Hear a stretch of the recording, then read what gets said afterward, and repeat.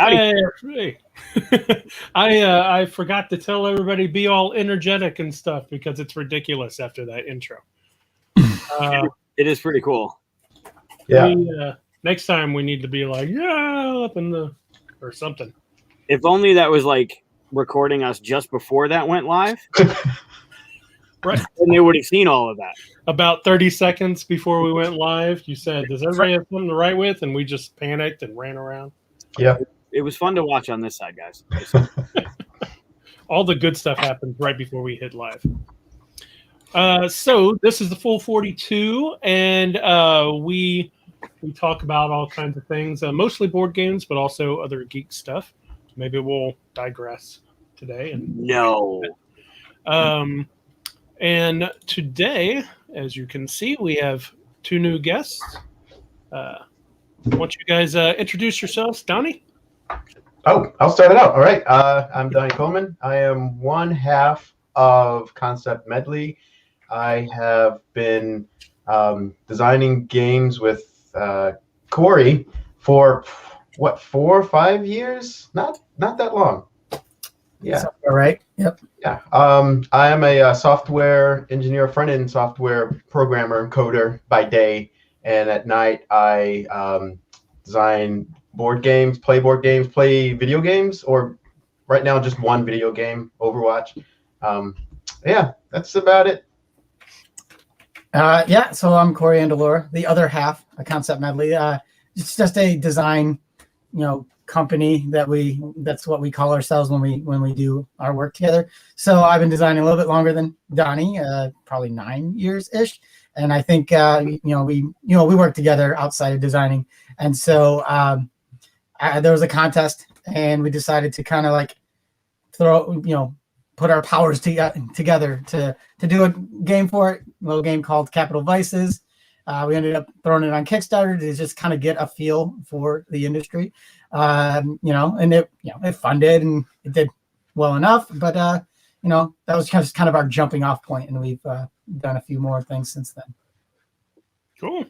Little insider info: they have a game that they signed with Floodgate that'll be announced soon enough.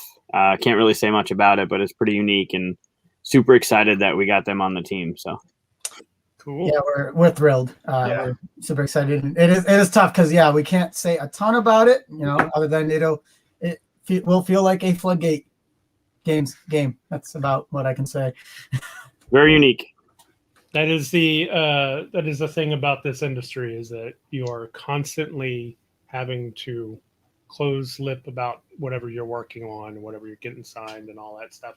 You can't wait to announce stuff. Yeah. You got to have patience with that stuff, huh? Yep. So, Mike, we have one of our regular... Oh, speaking of which, hi, Katya. Oh, yay. Hi, Katya. What a great segue. It's like Chris. Yeah, exactly. So we would like to tell everybody that she has her Kickstarter next... Is it tomorrow? Starts tomorrow, 10 a.m. Eastern. Yeah, get on it. Yeah, can't wait. I've already signed up on the what do you call it? That pre-sign up that Kickstarter now does, which is awesome. Which I'm sure you're putting a link in the comments below. Yes, in fact, the link to that, or if you're watching this later, to that is in the description on YouTube right now. There you go. So please check it out. Yeah, I think there's over 700 people already ready for it. The stuff that's going to be included is pretty sweet. I got a little preview of the page, but be ready. It's going to be cool. I didn't get a preview. Oh, where's my preview? I'm going to get on Discord. I saw a little bit. Going to be some cool stuff. If you're familiar with last year's, it's same kind of thing. The calendar with the extra stuff that you can get behind. It's pretty cool. I did get to see a mug that she was wanting to put up there. So, yeah, I was like, "Hey, I designed that piece." So check that out. Our theme, or not theme, slogan, not slogan, title. That's the word I'm looking for. Our title for this is top 5 games with great mechanisms, something like that. Something like that, yeah. Something like that. I don't remember what I wrote on it. The idea is basically we're going to pick 5 mechanisms each, and we've decided, like, we've picked our favorite game of that mechanism. Or I don't know, did you guys pick the game that you feel best represents that mechanism, or did you just go, this is the game that I love the most that has that mechanism? I think I lean more with that one because there's a lot of games that have come out lately that I think might throw some of these off the shelf that I just haven't gotten to the table. So, Yeah. and the ones that I would want to play are the ones that I feel comfortable teaching, or at least are exciting in that mechanisms realm. Yeah, for me, they're games I just love playing, or maybe they introduced me to the mechanism, and so they just have they hit a sweet spot, or there's a nostalgic element there where it's just like, well, it taught me that mechanism, and so that's why I like that mechanism, because of that game. Yeah, and for me, it's basically what Mike said. It's a game that when I think of the mechanism, I think of the game, or vice versa, and I just really like it. But that being said, I have a ton of games I haven't gotten to yet, so something could happen. Yeah, I think for me, I was thinking if someone says, "Oh, I really love deck builders," I'd think, "What is the one?" I'd be like, "Then you need to play this if you haven't already." All right. So starting with that, did I say who was going to start first? Does it have to be me? I don't want it to be me. No, I'll go ahead. I'll go with the, I guess, the first mechanism that everybody kind of brings up, at least one of the most. Did we lose Mike? Oh, he is Mike frozen. Frozen.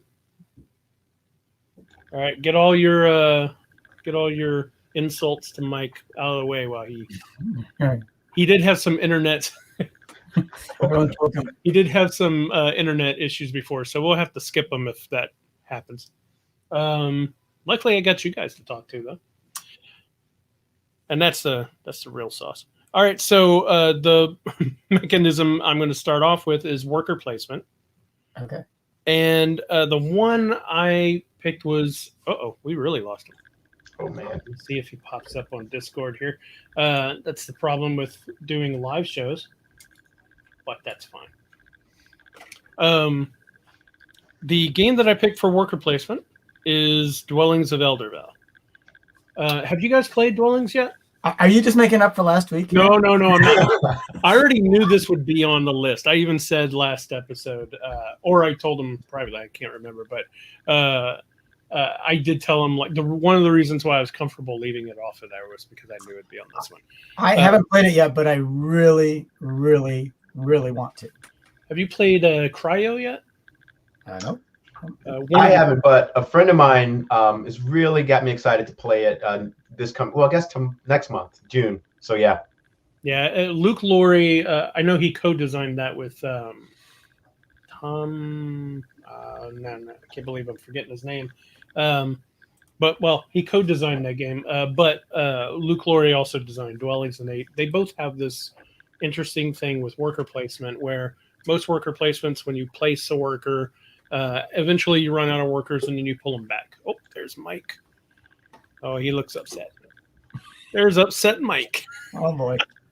So we're done with our list. Cool. Well, thanks for having me on, and I'll see you guys next week when I don't show up for the full 42 on Monday. Oh. I told him you're having internet issues and stuff, so I want you want to see me get heated? A little bit. You talk about Oath, I'll talk about the internet. And my service provider. So how'd it go? It was just been me talking, so I didn't miss anything. I brought up worker placement, and I said Dwellings of Eldervale.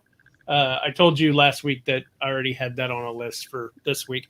And the reason why is normally when you place workers, when you place them on a spot, you get to a point where you got to pull them back, and that's a boring thing. But what Luke Laurie has introduced in both Cryo and Dwellings, although I think Dwellings does it slightly better, is that when you pull them back, you get to pull them back and activate things again. So you're like using them twice, and you're trying to figure out when's the best time to pull them back, how to activate them, and all that stuff. So because it's a little bit step up in the normal worker placement, so that's why I did that. Is that similar to Raiders of the North Sea, where you place and remove and get it both times? No, so Raiders, I think Raiders is the first one to do that, right? Where you place something and you remove some. No, in this one, you still place each turn. You're placing a worker somewhere and activating something. But when you decide to pull back, instead of that just being a boring thing, you pull back and then take each worker and put them on something else, like in front of you, like a tableau for dwellings or a player that is cool. for cryo. Yeah. Dwellings gets it just a little bit over cryo, just because I enjoy that game a little bit more. So I have worker placement. It's not one of my top 5, but my I guess you could call it an honorable mention is Lords of Waterdeep for me. Don't say honorable mention. Chris will light you up. I'm going to say it a lot more now. Lords of Waterdeep, just because again, that was like my introduction to worker placement, but I still feel like, as far as a purist worker placement game, that is like one of the pure worker placement game, and it's also great, and it's hard to beat in that term. Like everybody else is now like, well, if we're gonna do worker placement, we have to do it in some a different way, because you just can't do normal worker placement and beat that. I don't think.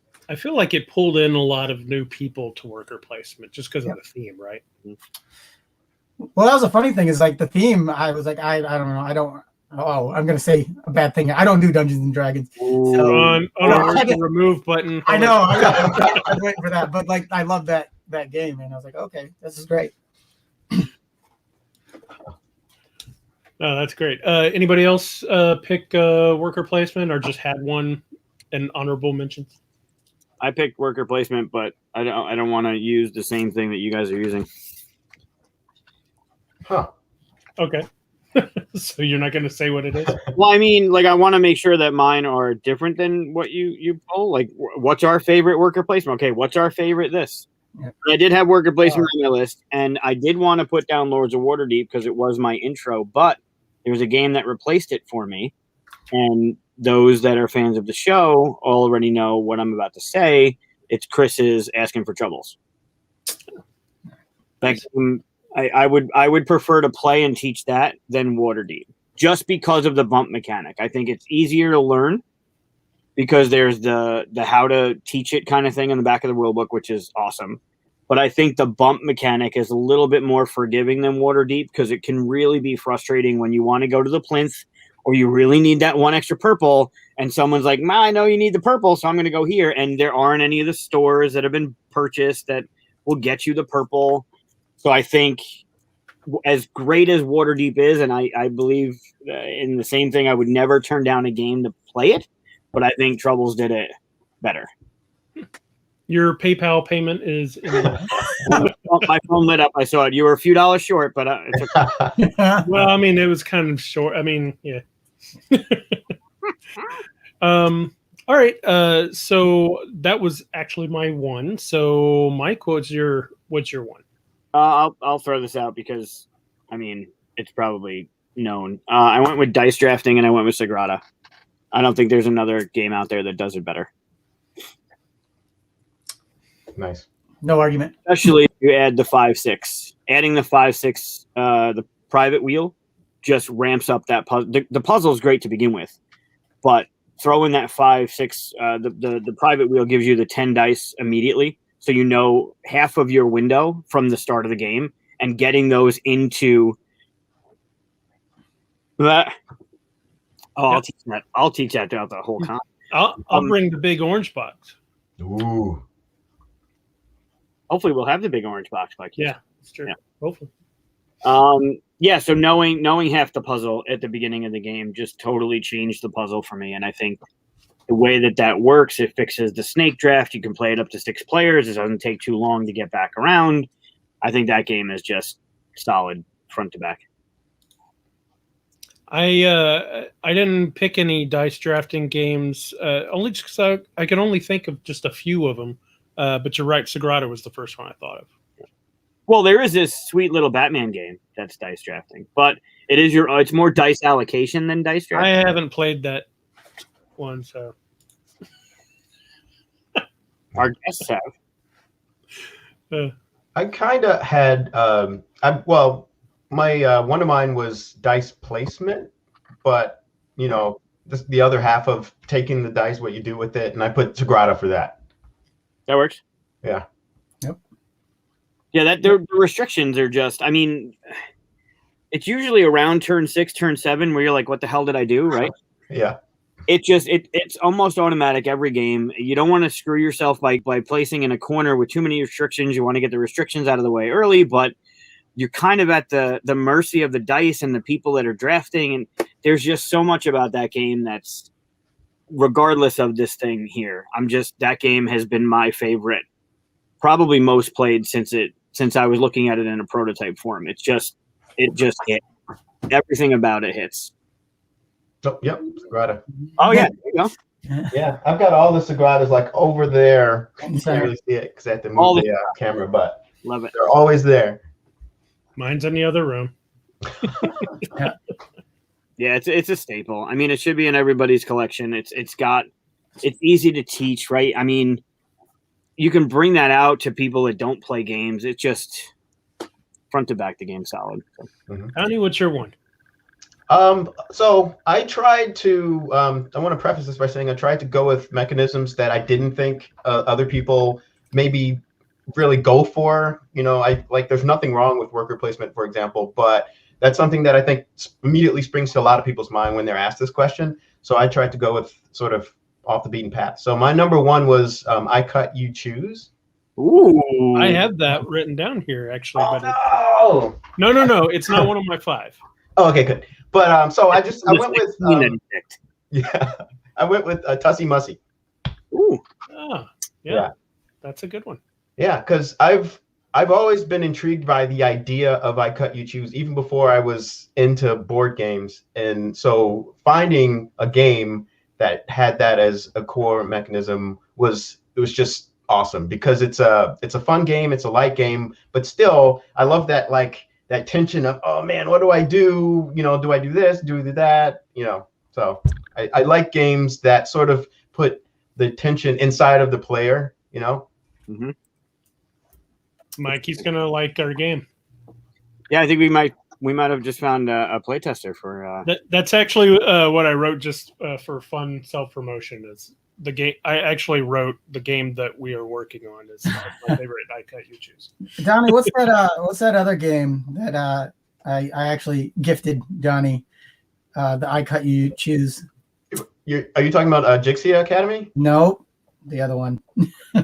Oh, there one. This is good air. No, there was one I got from.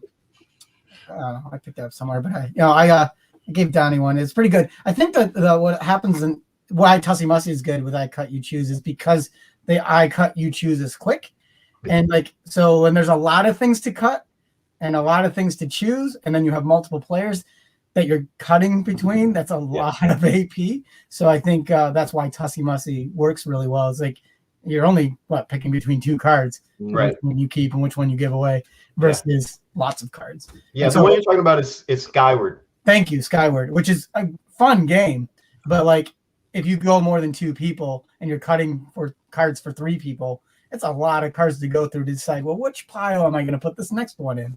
Yeah.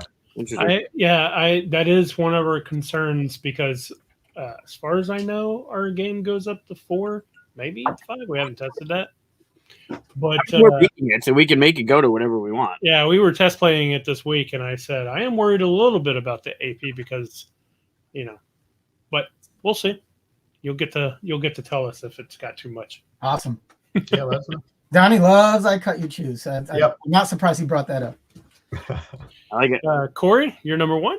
Oh, so I don't have these in any particular order. I don't either. Okay. So my first one is I went with cooperative, and I went with Forbidden Island, which I know is just a lighter pandemic, but for me it was the game that introduced me to cooperative games, and also the theme I like better than Pandemic, even though Pandemic's great too. I just like the adventure theme of it, and it's like another one that you can just break out with non-gamers, and kind of introduce them and also help them through it because it's cooperative. On the other side of that is Alpha Gamer, so you've got to play it with the right group, of course. But I just love its simple mechanics, sinking island. It's just fun. I actually like it so much that I built a yard version for it that I had at a barbecue where we play like with these life-size tiles. Yeah, he flooded his whole backyard. It was a whole thing. It's great. Oh wow! I assume you still have that version, yes?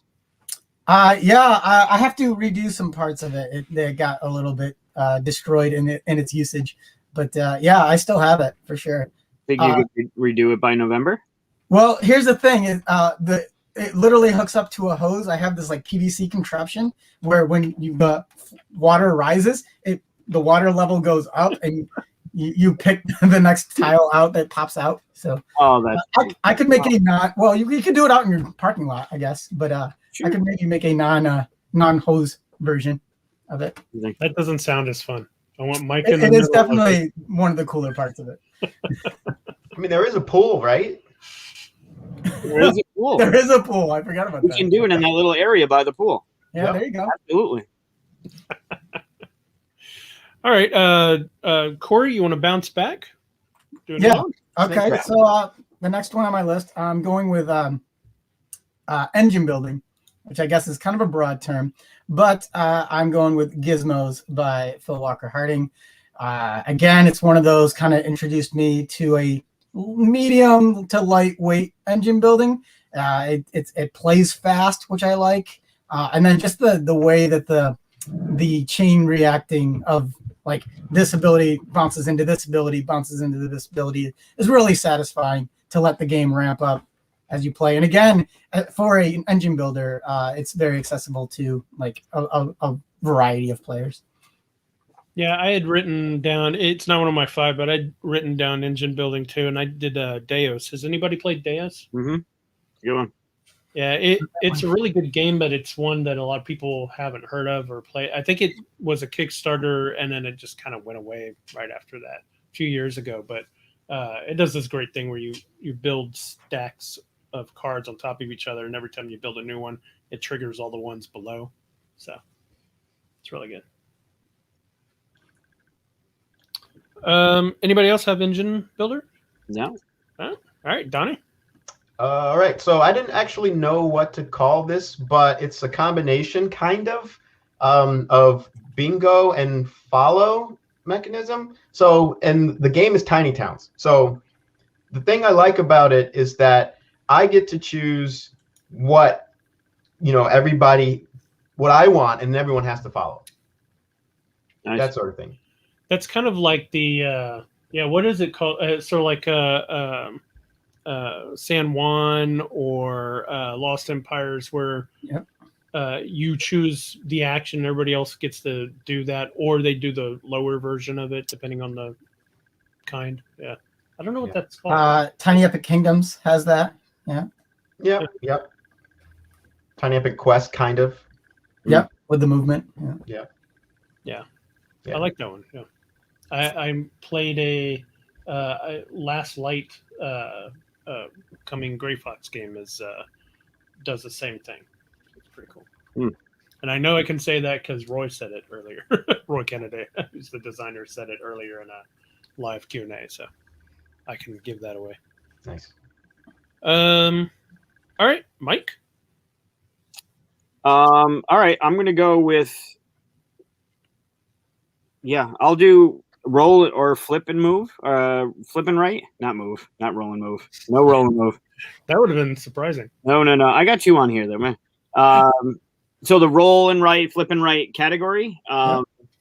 Although I wanted to go with Gansha and Clever, I went with silver and gold. Yep. It's been when I first played it at the Gathering a few years ago.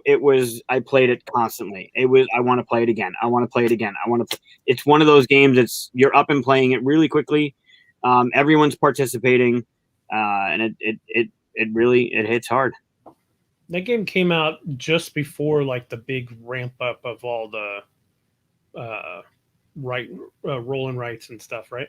Yeah, it was right in the beginning. I want to say it was just before or right around Welcome to. I was I'm pretty not sure sure. it's before. Yeah. Yeah, it's close though, because Huh.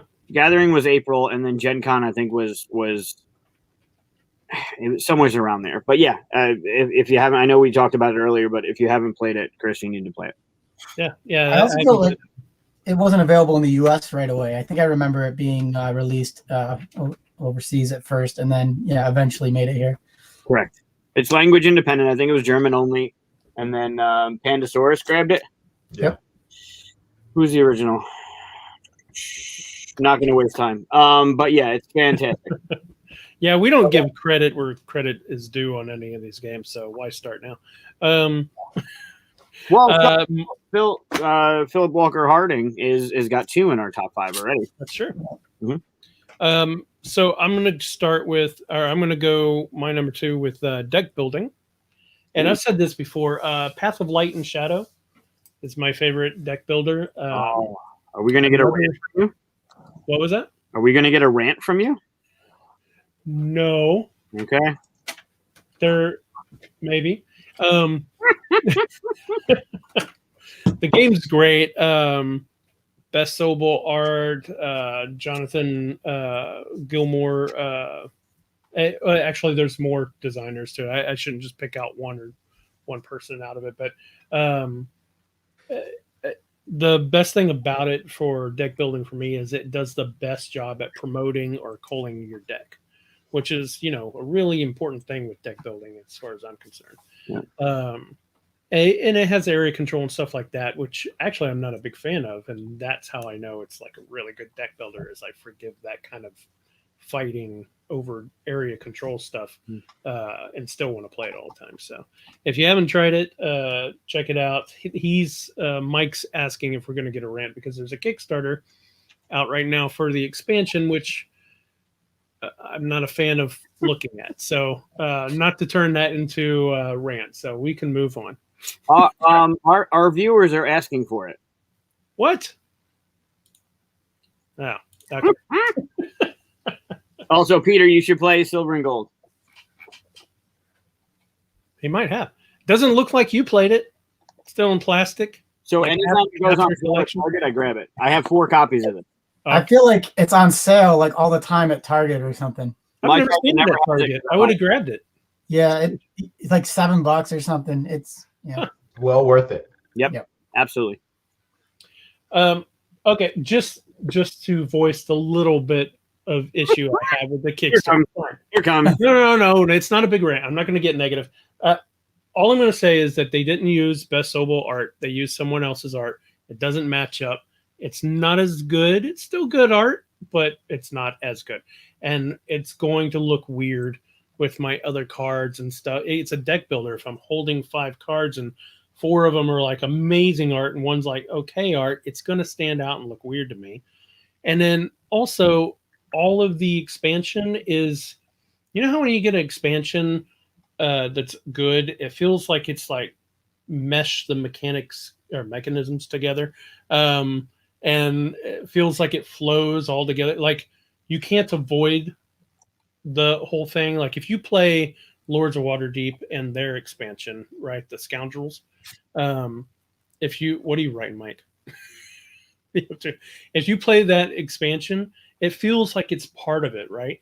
But this is like a tacked on expansion that feels like you could totally ignore it. You could just never go to their little island and all that stuff. Tiny. I'm done. That's tiny. Are the backs the same at least? I mean, obviously you wouldn't be able to play it if they weren't.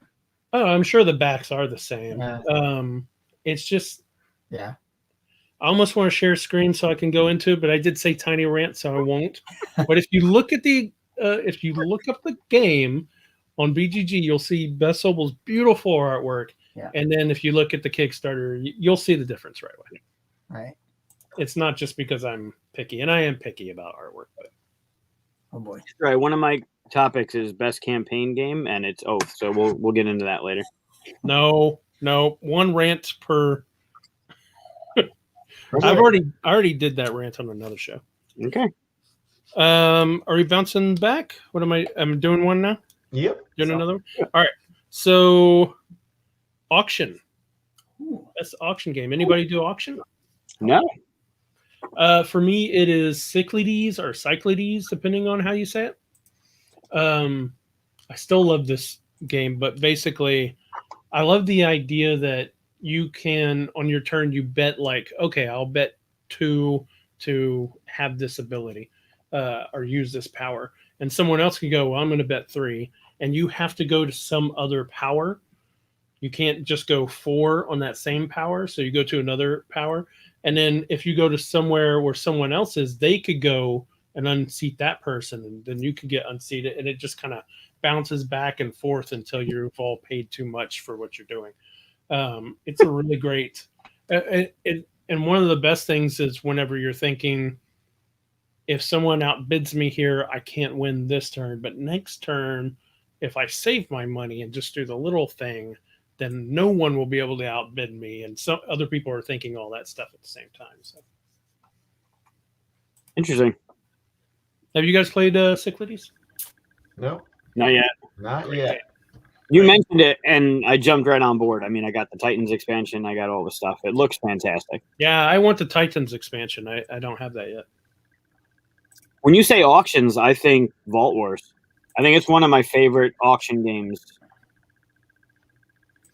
Yeah, it doesn't feel like That an would auction, but it really kind of is. At the beginning of each round, there's like 4 or 5 god spaces to pick, and you get to do that action. And like only one of them, Ares, lets you move your people and attack. So you know whoever wins Ares is going to be taking someone's island. And if your island's in trouble, you've got to bid more than that. But the fun part is they can only get your island through ships. So if you get Poseidon and he goes first, because that mixes up, maybe you can mess up their ships so they can't get to your island with Ares. You know, it's all this fun back and forth stuff. Yeah.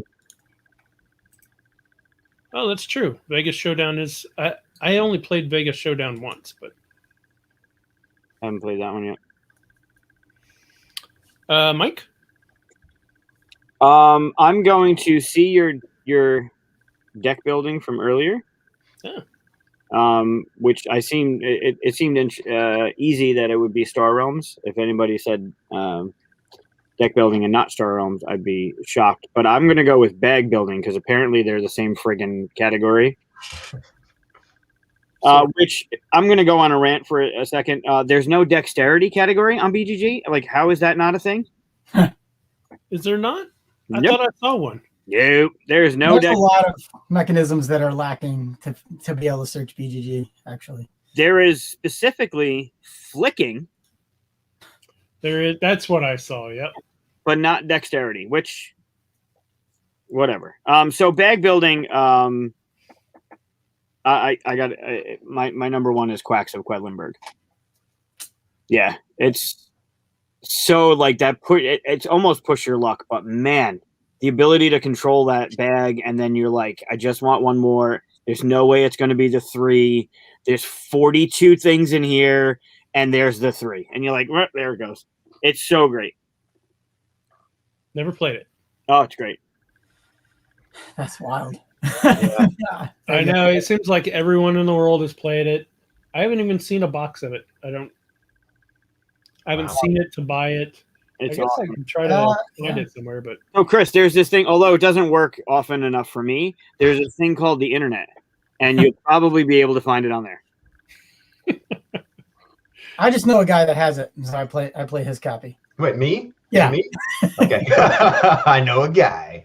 I know a guy that knows a guy. Yeah, it's fantastic. It's super fun. You can go different paths with it. There's the way that the dual use of the different ingredients, you can use like one side and it'll do that ingredient will do something for that game, but you can pick the other side and it'll do something totally different for that game. Same ingredient, but totally different action. The different route you can go with what you're building and what you're putting in your bag. It's solid. have you ever played Altiplano? No, is that the alpaca one? The alpaca. You got the big alpaca to move around as first player. Nope. It's also bag building and resources in your bags and stuff you're pulling and stuff. So I was wondering how it compared. You've played that one? Yeah. Yeah, get it right here. We'll It's have next to. to Orleans, which I like even more. So Sure. Cool. So yeah, bag building. I'm getting shamed for not playing Quacks. I think. Oh, no. Well, I mean, that's an easy thing to fix, though. Yeah. Yeah. We'll take care of that soon. We will. Donnie? Number 3, right? Yep. So another one that I don't think a lot of people would like, actually, is Instant Win. Ooh. And I have a Seven Wonders Duel. And I like it because it's not the only way to win, but for me, it's just so much fun and so satisfying to kind of be like, boom, boom, boom, I win. Like when someone else is distracted going for thing A, I'm over here secretly going for thing B.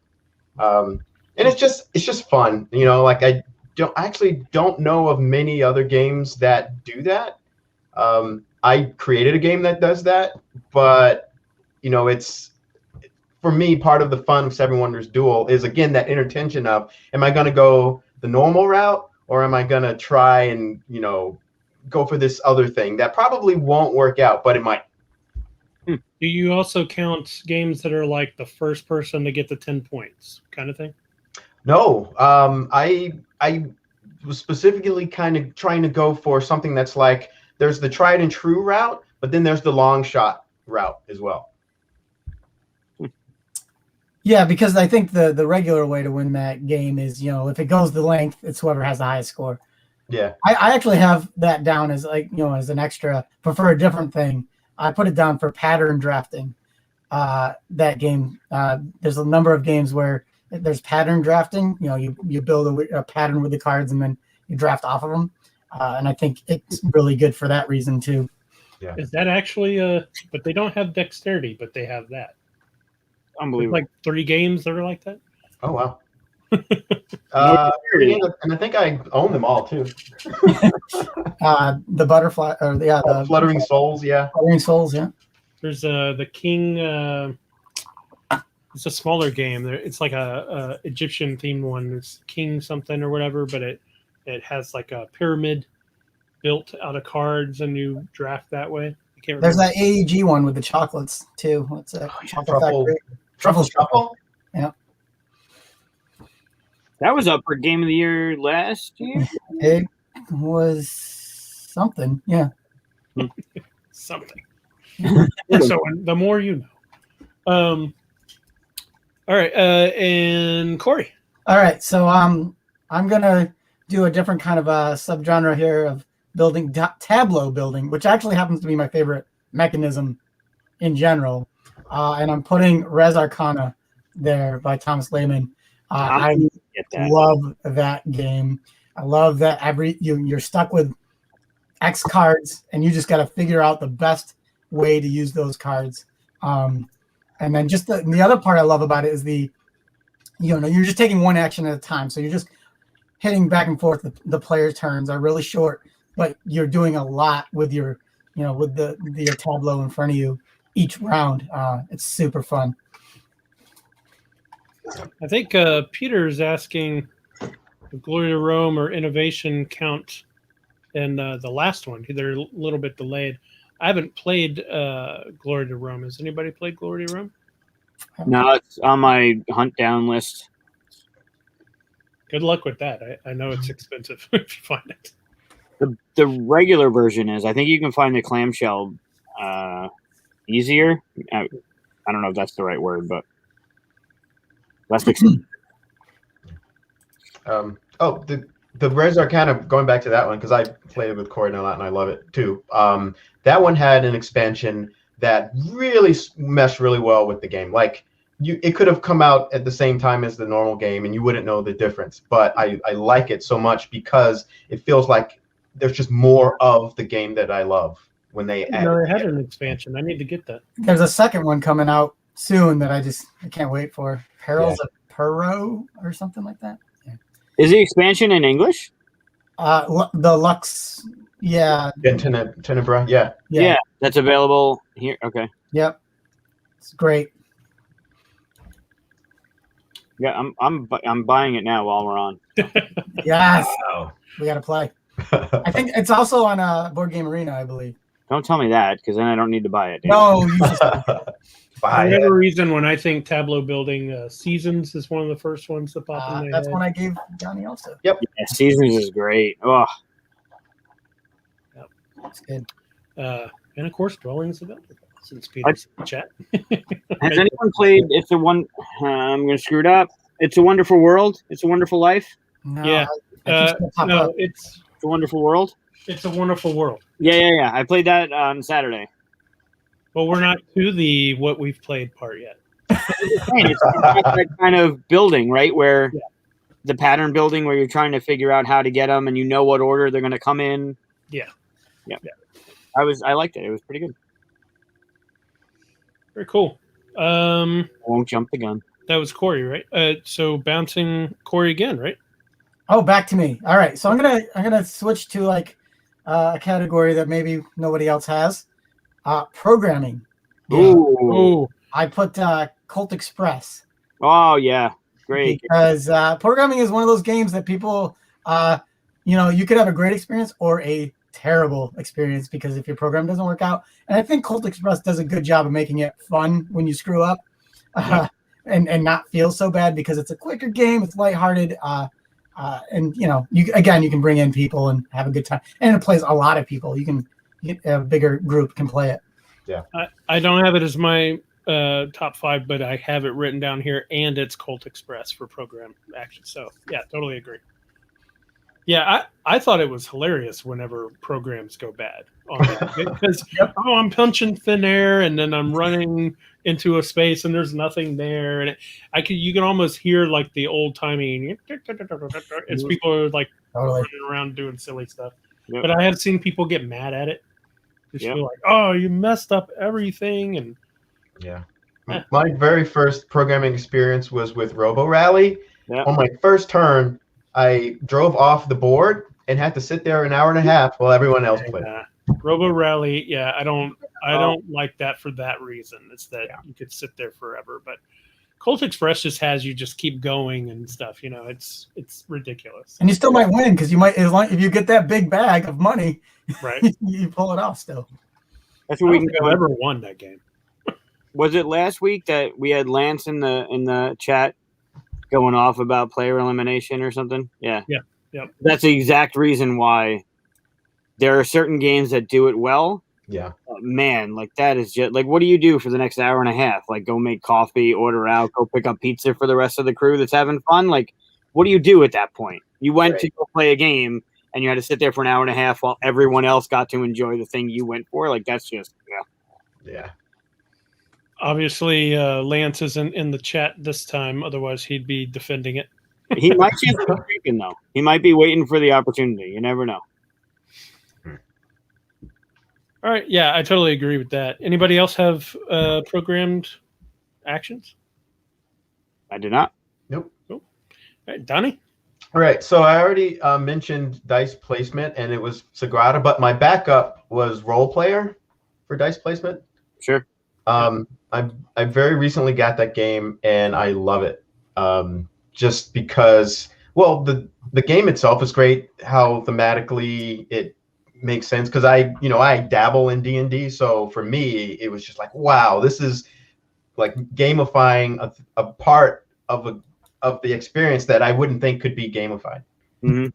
So it's a lot of fun. It has a little bit of something that I like a lot, which is dice manipulation. Like I wish it had more, and maybe the expansions has more of it. But the thing that frustrates me in such a great way with the game is, you only have 3 times to use a certain power or a certain action, and I want to do more of it. But but still, the game itself is great.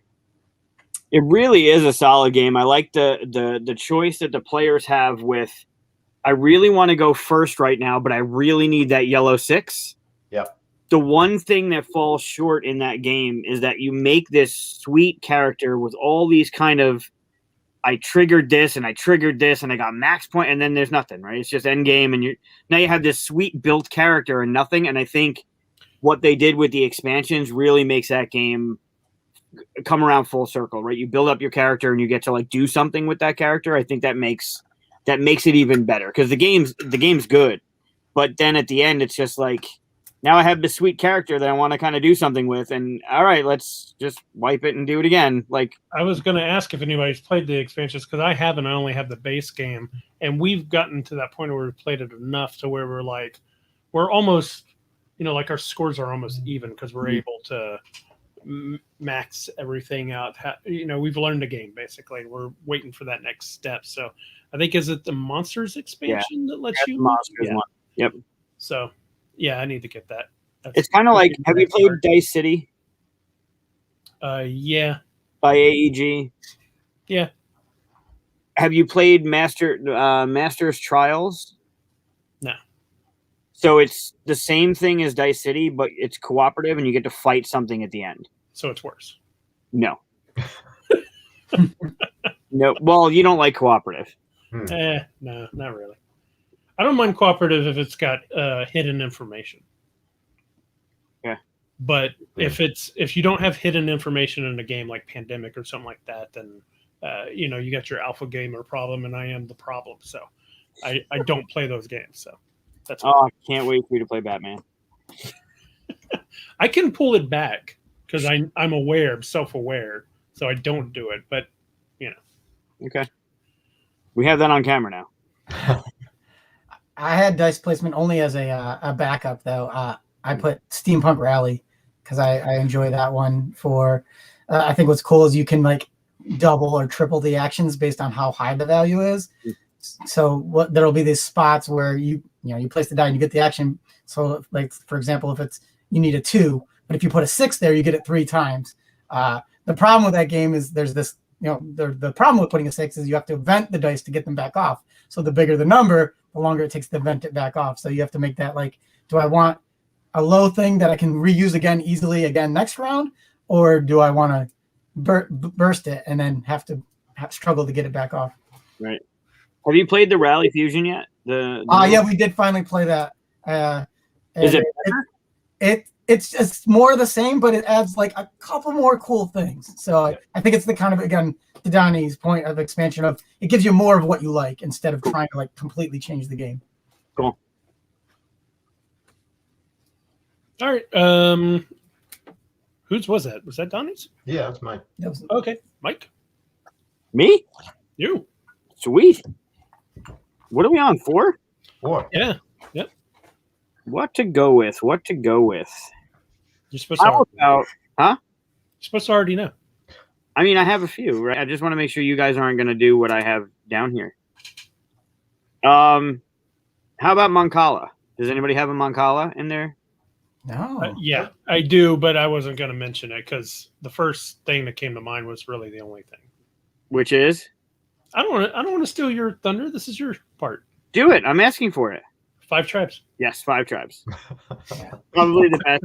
I mean, outside of Moncala, the game, it's the best that shows off that mechanism, and it's there's so much to think about. I mean, it's a solid, as you'd expect from Days of Wonder. It's a solid game. Yeah, I agree. It's in my top maybe 15, possibly 10. I never. Do you play with the expansion? What? Do you play with the expansion? I haven't. Yeah, Artisans. There's 2 expansions. There's Artisans and there's a 5th player one. I haven't played it with any. The Artisans is excellent. The 5th player, you don't need it. Sure. For Donnie's birthday, I gave him Imagineers, which we have yet to play, because again, pandemic, which is also has the Moncala mechanic. Okay. So looking forward. It's a theme park. Is that Calliope? Which one was that? Imagineers, I believe it's called. Yeah. Oh, okay. Is that by Calliope? No. Oh, Everyone research going on. Click. Who's going to find out first? Maple Games. Ken Franklin and Chris Letter. Chris Leader. Yep. That's why I'm thinking Calliope. Yeah, Chris is a good guy. Yep. He judged my one of my first designs actually in a contest a long time ago. That's right. He is one of the biggest Back to the Future fans I have ever come across. I have his game also. Corey's the second biggest. Right, I have every Back to the Future game made. Yeah, Yeah. because they're good. Well, I mean, I could kind of shit on one, but Not all of them. yeah. My brother just got the recent one, but I haven't played it yet. Back in time. Yeah, the Prospero one. The Prospero that did it. It's a Funko. Funko. Yeah. It's really good. It's really good, but it's cooperative. So sorry. Yeah, that's why I haven't played it yet. All right, cool. And which category was that? Oh, Moncala. Right. Moncala, yeah. Mine was Moncala. Yes. Yeah, that's the only reason why I didn't put it in my 5 is because I couldn't even really think of anything beyond that, right? Sure. Other than Moncala. Yeah. Okay. My number 4 is Rondell. Anybody doing Rondells? I have that in here. And this is not the case of the best version of Rondell, but I like the game better than all the other Rondells, so I picked that one. Does that make sense? So I picked Crusaders. I think it's Thy Will Be Done fully. Yes. Yeah. I mean, it's a great version of Rondell. You can actually upgrade the slots and stuff. There's player powers that let you do it a little bit differently. I think mechanisms wise or mechanically wise, however that works.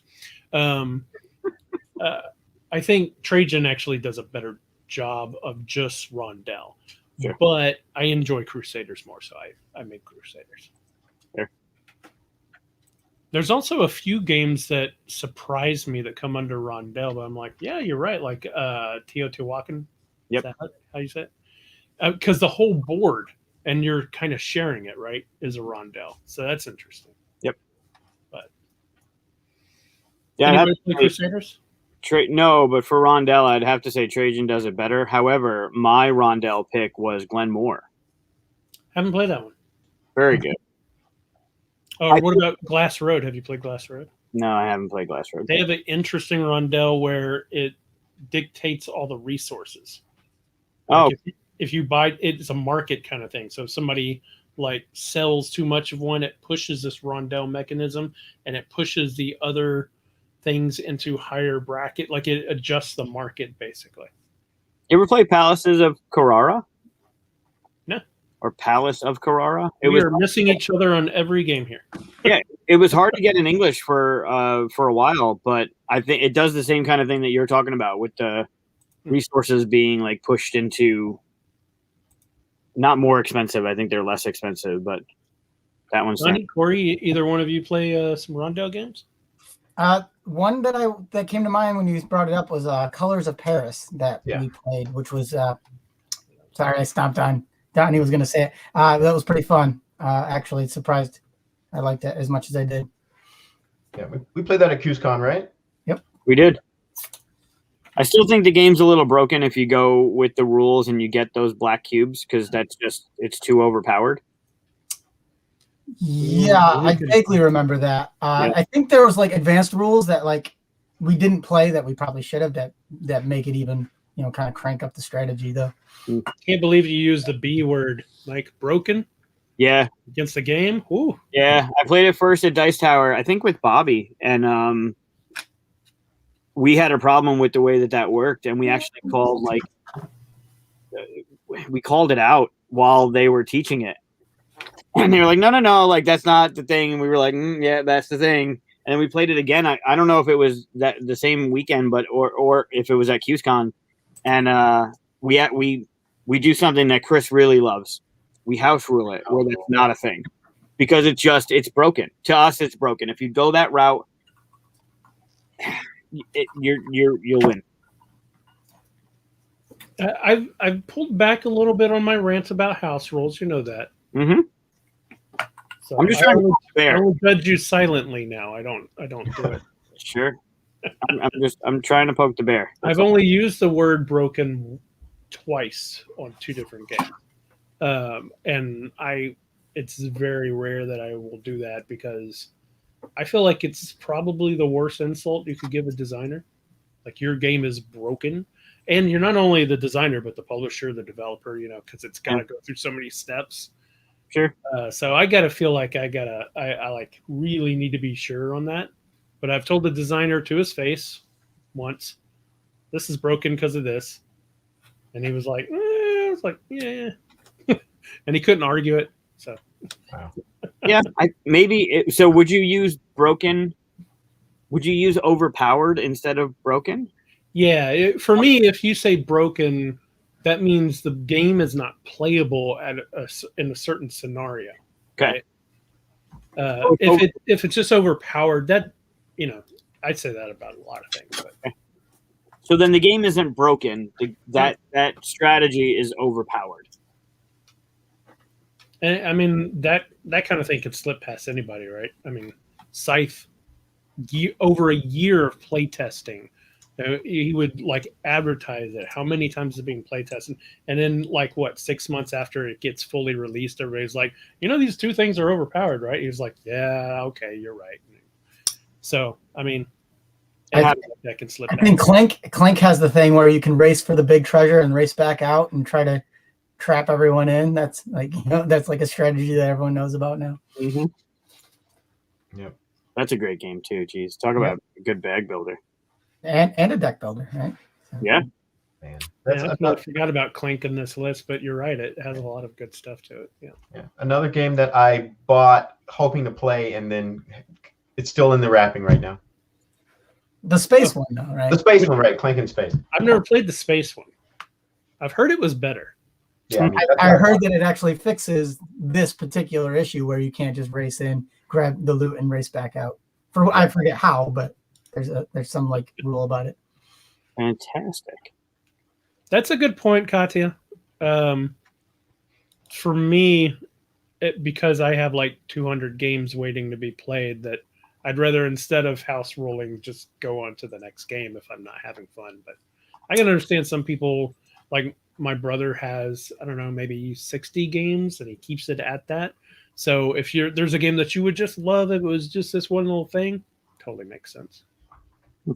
I think the one issue with house rules now is because gaming is getting a little bit more mainstream. You go to these groups. If one person knows the house rule and another doesn't play it, there's going to be a conflict of interest there. Wait, that's not the rule. Sure.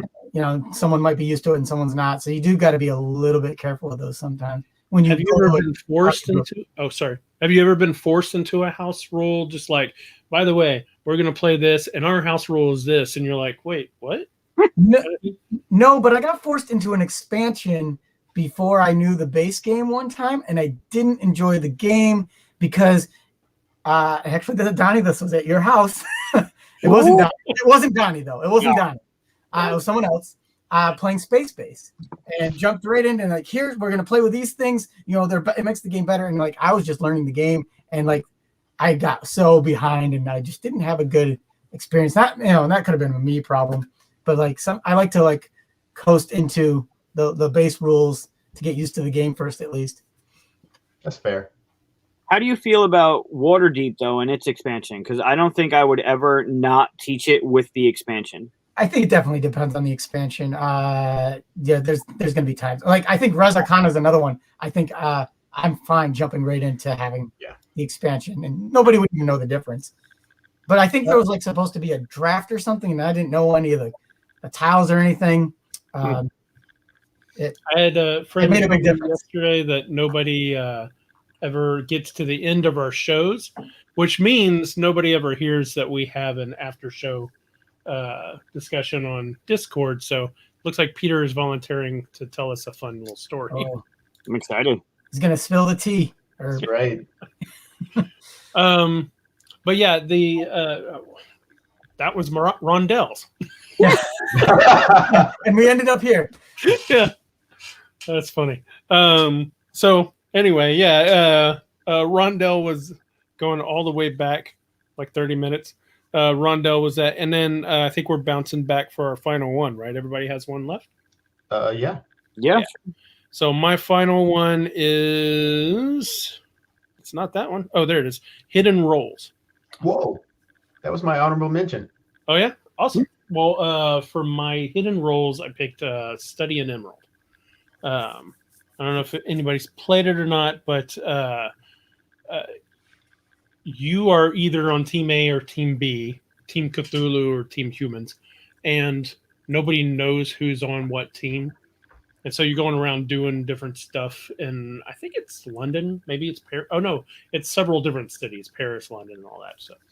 But you start thinking like, oh, maybe that person's on my team. And you start doing like starting to work with people. But then sometimes you're like, oh, no, they're just a bad player. Oh, crap. And you have to back out and stuff. So, yeah, my favorite thing is trying to figure out who else is on my team and trying to work with them. And sometimes you're working with the wrong people. Yeah. Study in Emerald's really good. Actually, I don't know if it's still. I know it had a second version, but I don't know if it's still available anymore. The first one's hard to get. I know that. Yeah. Similarly, the game to go along with that is Shadowhunters. Has anyone played that? No. It's a fun game. Everyone is either on Team A, the Shadows, or Team B, the Hunters, and or the the win neutral. conditions are or you're a neutral, right? So there's a ton of different roles. Everyone has different powers and abilities, but you can't use your ability without revealing who you are. So that's one cool thing about it. The other cool thing is that the damage track lists who would die if their health reaches that track, at that point in the track. So everyone has a unique name. Like there's Allie, and if as you're going down the track, if you reach 7 and you're Allie, then you're dead. But so you can kind of see who you're trying to get down the track because you think, oh, well, they're a shadow, so let me try and ping them down. But they could be on your team, and you could be killing someone on your team because they don't want to reveal. It's just one of those sort of fun games where everyone's, a suspect, or it's either you're on Team A, B, or C, and it's a really hard to get game though. Yeah, you're gonna spend a fortune if you try to find it now. Yeah.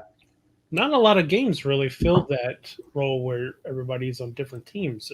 Can you think of others? Because I didn't put this on my list, but one of my favorites is Saboteur, where I've heard of that you one. have the miners and then you have the trader. Although there's different versions of the game where there are, I think Saboteur, the newest one, your teams. You're Team A or Team B going for the treasure, and I like most of the Saboteur versions.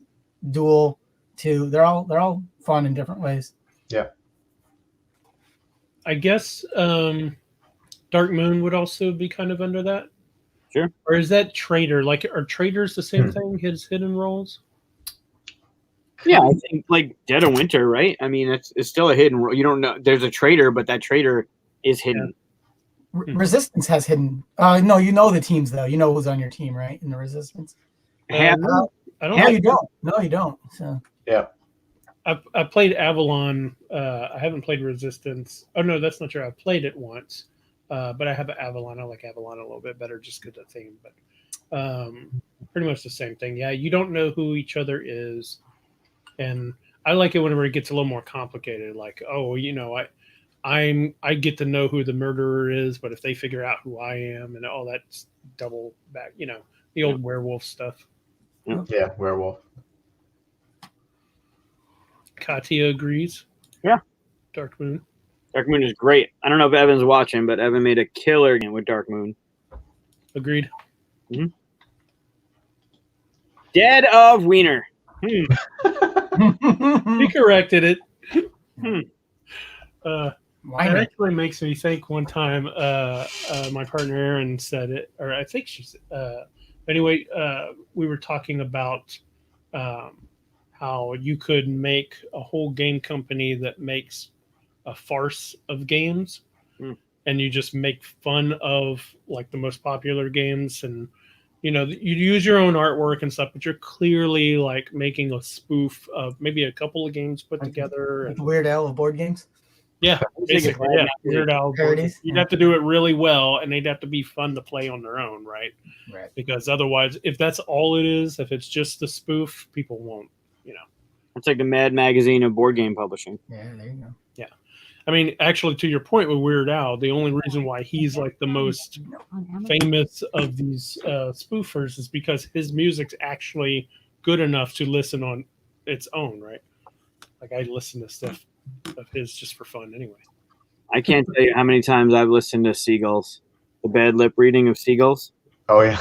Oh, I love it. Parody. Board game, yeah. There you go.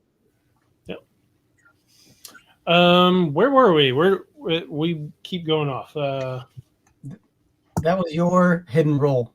Hidden roles. All right, I'm done, so I don't have to worry about where we are anymore. So, I haven't followed this since the beginning. Are we going? I don't It's know. you next. Look, is it? It's you. It's snake draft. It's You're next. snake draft. You're next. Me. All right. So, how many of you have lose a turn as one of your mechanisms? I saw that on there and I denied it. So it's either that or player elimination, but I'm going with lose a turn, and I think the game that does it well and appropriately is Rhino Hero. Haven't played it. Me neither. Oh my god. Play Rhino Hero. It's so I was looking at it as a dexterity game, which is what clued me into dexterity not being a thing. It's basically Uno, but you're building the tower. And one of the cards that you play on the roof is like skip. It's either a reverse or the skip the next turn. And there are times where that's great that you lose a turn because that tower is getting really wobbly. And if that person has to play that card and they have to play another level to that thing, they can knock it over and you win. Rather than sitting around doing nothing like while everyone else is having fun, like player elimination, that one actually does it really well. So I thought I'd come out of left field with lose your turn as a mechanism and hit you with Rhino Hero. Wow, this is actually a category on Board Game Geek. Lose a turn. Sure is. Yeah, I Wow. saw that on it. Yeah, Yeah, isn't, but lose a turn is. that's interesting because when I saw it in there, I thought, what publisher is going to put that as one of their mechanisms on the because who brags about that? But you're right. In that instance, that's kind of cool. That's turning it on its heel, right? That it's because normally you hate missing that turn. But Yeah, like with Arkham, right? You get knocked down, you're delayed, you stand back up, and you do your thing. So you lose a turn. I mean, you can argue that lost in time and space, you get to come in anywhere in Arkham, which is kind of cool. But this one actually does it where, okay, I skip my turn, but man, you better watch out because you're going to knock that thing over, and I could win from it, which I think was neat. I thought you were going to say Arkham whenever you did the lose turn, just to mess with me. No. I don't mess with you, Chris. I don't know what you're talking about. That mechanism in Arkham is called lose an hour. I mean, if you're playing it incorrectly, yes, you'd lose an hour. You play with like 5 people, you gotta wait forever. No. You're playing with the wrong 5 people. All right, so that's Donnie. All right. So my fifth and final is push your luck or press your luck. And I was gonna go with Quacks, but we've talked about Quacks, so I'm going with a different game called Celestia. Ooh, yes, with the blimp. Yeah. By Quick Simple Fun. They brought it in. Yeah, great game. Yeah. I think it's a remake of a game that was called Cloud9. Yep. Right. But I've only played Celestia. So the cool part about it is that you're bouncing from one city to the next, and the captain is the one that has to fight off whatever like troubles are coming at you, right? So they roll dice, and it's like, okay, well, birds are attacking, and there's lightning, and they have a handful of cards that either may or may not address birds and lightning. But everyone else on the ship is like, you know what?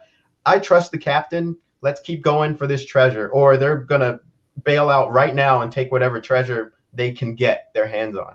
So it's like, do I trust you? Do I think you can conquer whatever we have, or are you bluffing, kind of? So I think it's a simple game, but pretty straightforward and neat.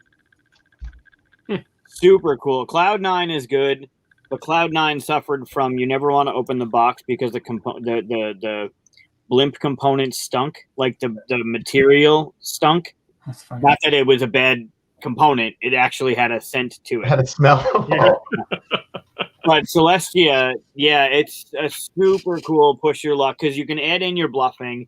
You have the cards that help you like either re-roll or mitigate the bad roll, and you have that. It really, really, if you haven't played it, that's a really cool game. I've only seen the pictures of the blimp, but it looked cool. Very neat. Good pick, Donnie. Cool. Mike approved. Corey? All right. So I tried to save an interesting one. Now the category I'm going with is deduction, but it's not deduction probably the way you're thinking, because my game is Tobago, which is a treasure hunting game where you narrow down where the treasure is by playing cards. And you're moving these little jeeps around, and then even after you dig up the treasure, whoever contributed the most to narrowing it down. So the way you narrow it down is you're like, it's in the biggest river, it's near a tree, and you narrow it down until there's only one possible space it can be on the entire board. And then whoever contributed the most cards to narrowing it down, they'll get the most treasure cards. But even that has some deduction to it because some of the treasure cards are bad. If you get a skull, you lose some stuff. So, everyone puts them in, and everyone knows what one of them is. And so you're kind of one by one. When you have it, you have the first right of refusal. You can say, "Oh, I want that," or "I don't want that," because maybe there's a bigger one in there. But the problem with not taking it is you risk getting the skull later. And so there's just a lot of neat things going on. It's super fun. I finally got my hands on a copy because, again, it's one of those ones that was hard to find in the U.S. market. Board Game Geek store ended up having it, and so I finally snagged it. It's a great game. Yeah, Katia said the components are to die for, and I'm curious. It's true. If she ever put any of them in her art because they got the palm trees. Yeah. Yep. Huh, I haven't played that. Yeah, it's a good one. That sounds like. Have you ever played Treasure Island? No. That's the one that has it comes with like this compass thing that you can draw on the game board itself. It's like a wet erase or something like that. Mm-hmm. And you're trying to narrow down where the treasure was buried, basically. It's not just a compass, too. They have other little things that let you, and, they'll say, oh, it's near. And one person plays the guy who they've got captured and they're questioning. Long John Silver or whatever his name is, and you said John, right? Long John Silver. What? You said John. Okay. Whatever it is. I'm just making sure. Heard it properly. Now I'm all sidetracked. Anyway, it looks really cool. Yes. Yeah. Anyways, Tobago is great. Donnie's done. That's a different game. Board Game Parodies. Yeah. There you go. Well, you said not deception. You said deduction. Deduction. It's a different kind of deduction. Yeah, it is a different. Really mixed it up. When we say deduction, we typically first think of like trying to figure out someone else, right? What they're trying to do, right? First thing that popped in my head was deception, the Hong Kong murder in Hong Kong. Yeah, yep. I love that as a deduction game. Yeah. Yeah, that was a good connection there, Corey. Yeah. Chicago. Yeah, well, the thing is, I was trying to think, technically, is it deduction because you're not really guessing where it is. You're narrowing it down. You're telling it where it is. Technically, that's induction, I think.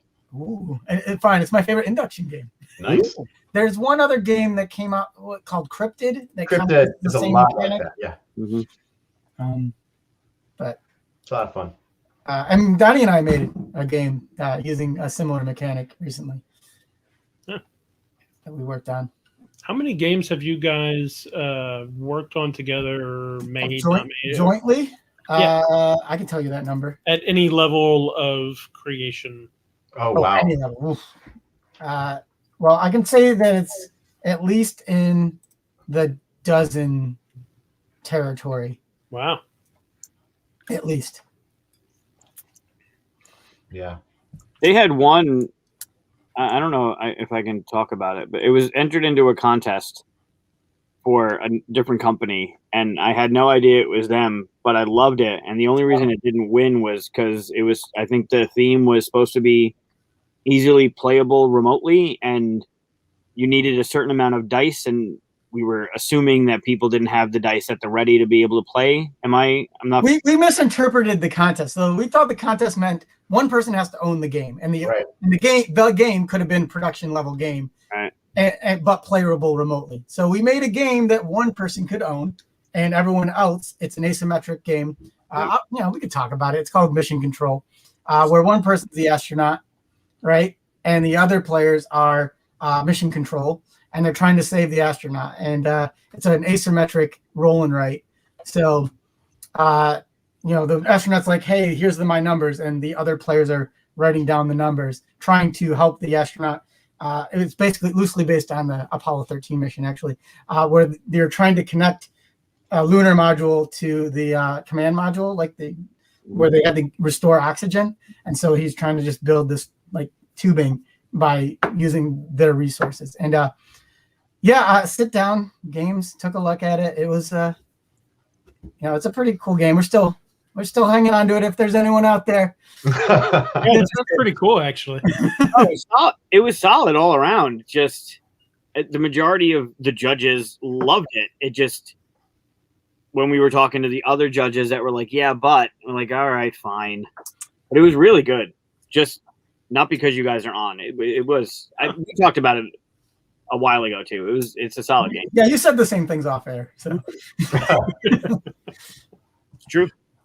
Pretty cool. No, it's funny.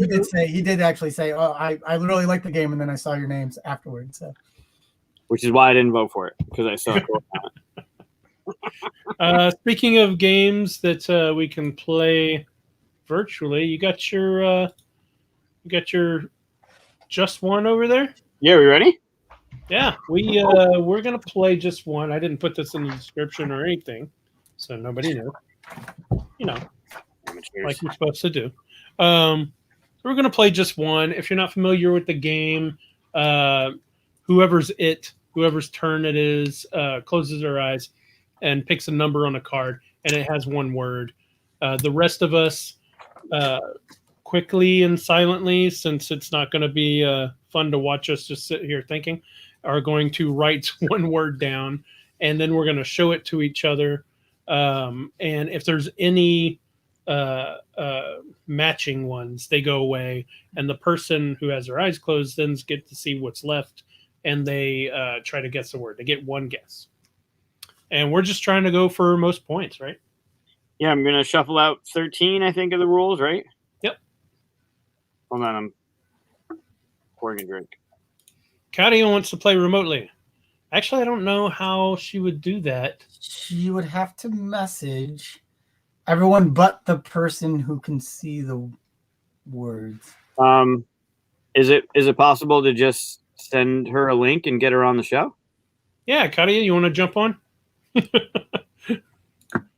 Call your bluff here. If you want to play, you got to come on board. Let's see. Let me send it to her, and if she doesn't pop on, then we know her answer, I guess. I'm sure she's super happy right now because her Habs won and beat the Maple Leafs out of the playoffs. For those that follow hockey, hockey, what? Yeah, it's a big win for the Habs. I'm not happy about it because my team's not in it, but the answer appears to be no way.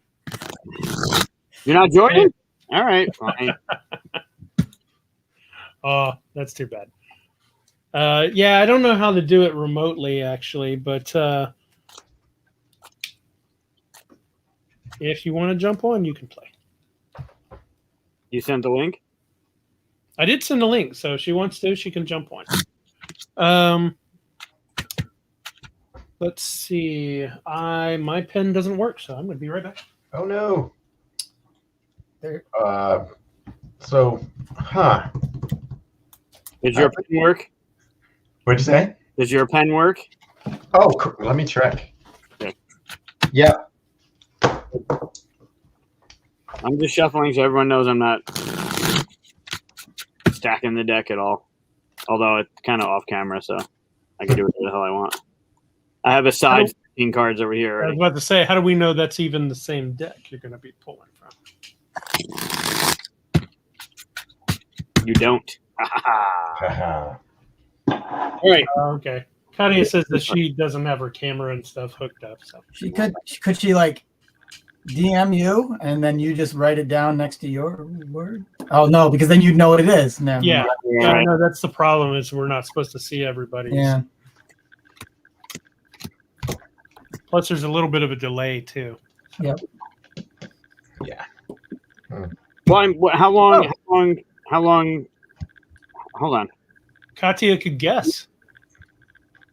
Oh, And if- and, if- and Mike does a word instead. Oh wait, no. no, that wouldn't work either. If it's just a matter of waiting for the camera or the laptop to set up, I'm sure we can figure out something to talk about to stall for a little while. She says she'll just watch. All right. We Well, tried. We'll play Try. again. We'll bring you on. We'll play again. Assuming we don't mess this up. Oh man, this Sharpie is. Stinky. Yeah. They're not all like that. I don't know why this Those metal ones, those solid metal ones, they knock you out. All right. Well, I have 13 cards, so All right. So I think basically you're just going to show the card to us, and whoever's turn it is going to have their eyes closed and pick 1 through 5, right? that You want works. to show an example card for everybody who hasn't played? I'm pretty sure it's 1 through 6. No, 1 through 5. You're right. So this is a card. This is not the card. You don't have to worry about it. Don't memorize it. Whoever's turn it is, you're gonna close your eyes. You're gonna pick a number, and then close your eyes, and then whoever's not it will look at it. And let's say it was Donnie's turn. Donnie closes his eyes. He picked 3. All right. Well, 3 would be drag. So we'd Hopefully have you'll to. pick 1. You could also pick 1. You can pick whatever number you wanted. I'm just for an example. You pick the number, then the 3 of us will write one word to help Donnie get to that word. It cannot be this word. Hyphenations. It can be hyphenated. That's fine. I guess it'll be at our discretion if words are too close or similar, variations where they need to be canceled.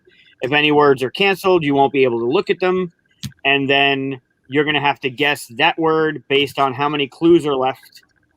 If we get through all 13 cards, then we're superstars or something, whatever they call us.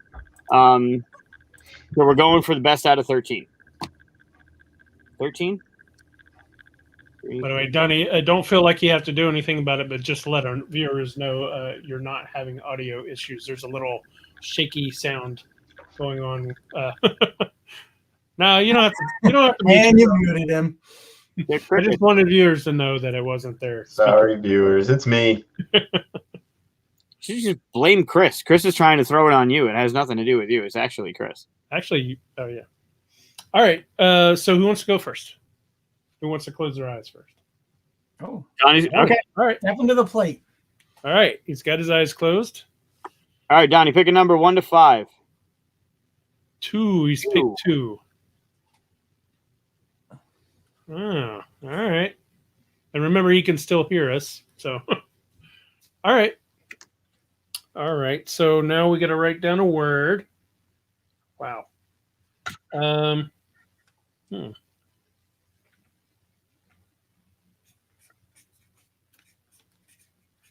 right. I got my word. I got little playing cards I wrote them on too. Look all professional. Whew, stinky Sharpie. I'm good. All right, Corey. And Donnie, you're going to keep your eyes closed and make sure we can compare here. We ready? Whoops. Okay. All right. Cool. Donnie, you can take a look.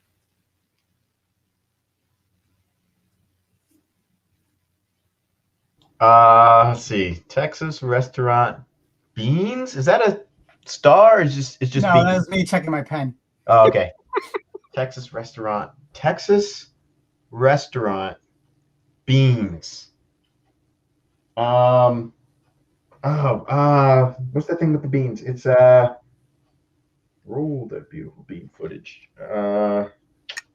Ooh, Jesus, sorry. Baked beans, pinto, Texas restaurant beans. Wow, I'm drawing a blank. Oh,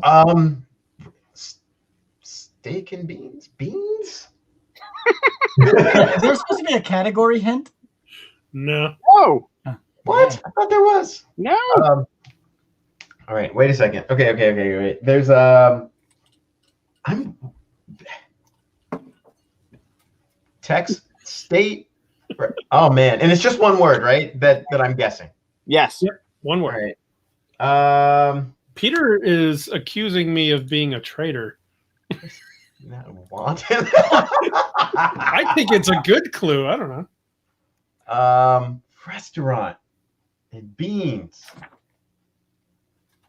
It's actually all three of us are pretty shitty in the clue. Mine's excellent. It's not what we think it is. No. Yeah, I know, but I thought I'd go the other way, and I thought you guys would go. Same. Yeah. All right, I'm gonna go with Lone Star. Ooh, close. That is incorrect. Yeah. What is it? It's actually a country. I know. Chile? Come on. Right, but if you can get them to say Chile, it's the same thing. Right. Is it? But it's pronounced We were Chile. going with phonetic. We're going with a phonetic thing. Okay. I almost put I cold.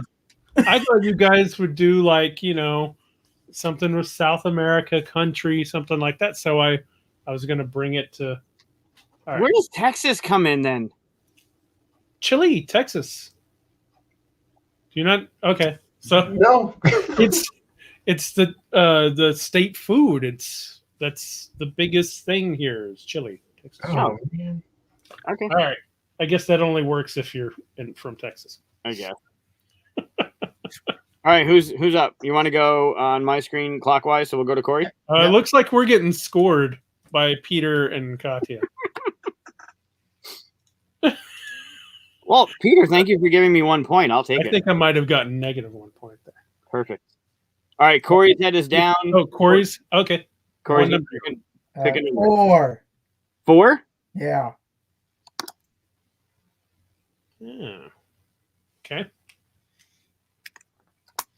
Gotta get me some points.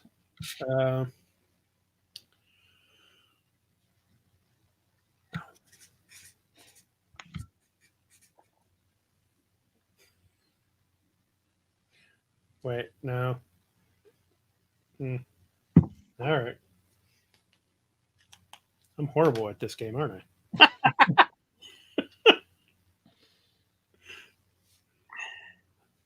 This is dependent upon you all, so it's supposed to work with you. Yes. All right. Can we reveal? Keep your eyes closed, Corey. Yeah, I'm ready. Are we all good? Yep.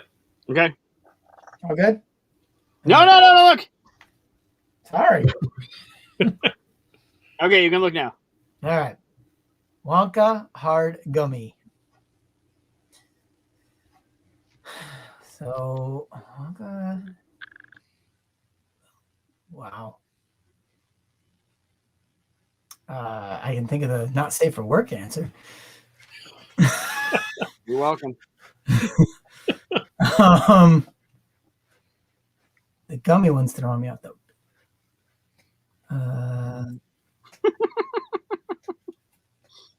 Yeah. This gets harder with only 3 people. Yeah, I actually think 3 is the worst count. See, Katya, you should come on. Let's see here.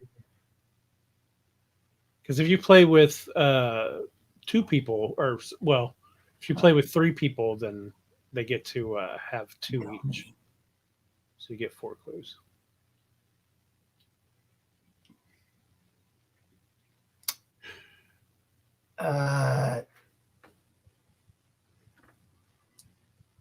Jawbreaker. Nope. Nope, Was it Willie? No. it's not. Willie. Oh, Willie. That's great. Wait, what No, was it? Sorry, bring that back. It I was didn't see it. candy. Candy. Oh, well, that seems obvious now. Yeah, once you know the answer, right? Sure. I was thinking a specific candy. Okay, so Chris, House rules. Boo. Oh, is it my turn? Sure. All right. All right, pick a number. Oh, 3. Here it is. What do you say? 3? Yep. Okay. Good. Mhm. What's the word? Not telling you. It's a lot easier if you tell me.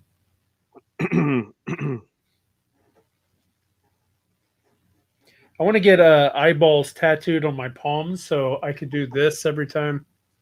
Pan's Labyrinth. Yeah. Yeah. Um, I'm good. Right. oh.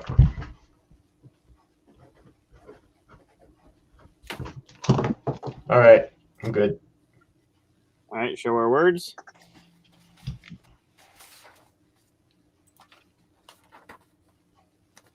Interesting. Can I look? Or did one get Yeah. looked up? No, you're good. You got all 3. All right. You got no Right. shot. Yeah. No shot. Great. None. 0.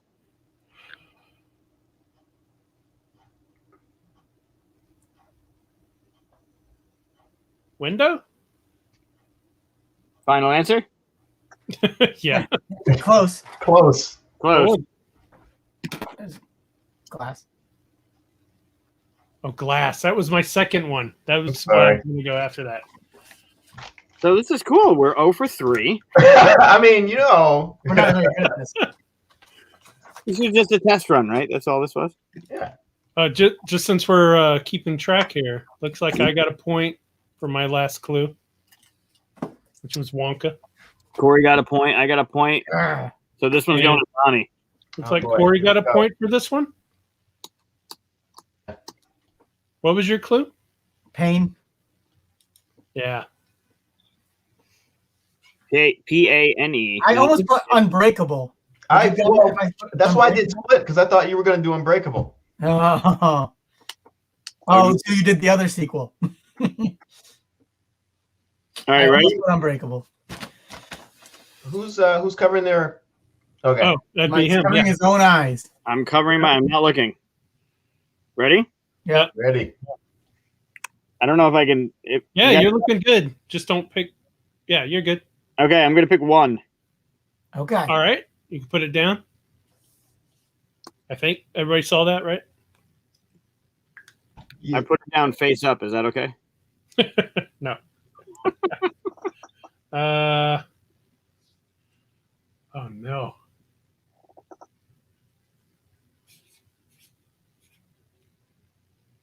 What if you don't know how to spell your word? Spelling doesn't count. Yeah, I'm not gonna try.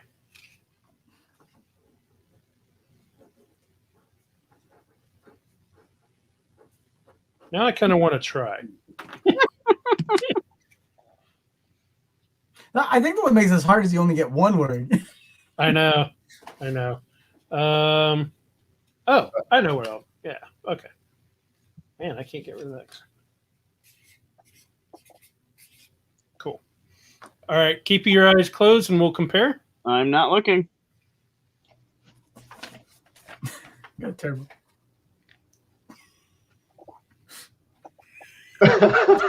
You all wrote the Alright. same thing. You get to No. see it. We might actually get. We're good. We're good.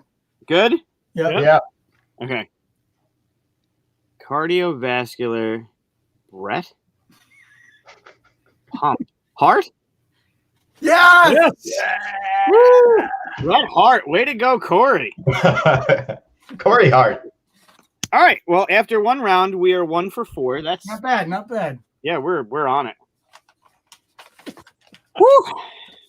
Okay. Back to Donnie. Oh, Yep. okay.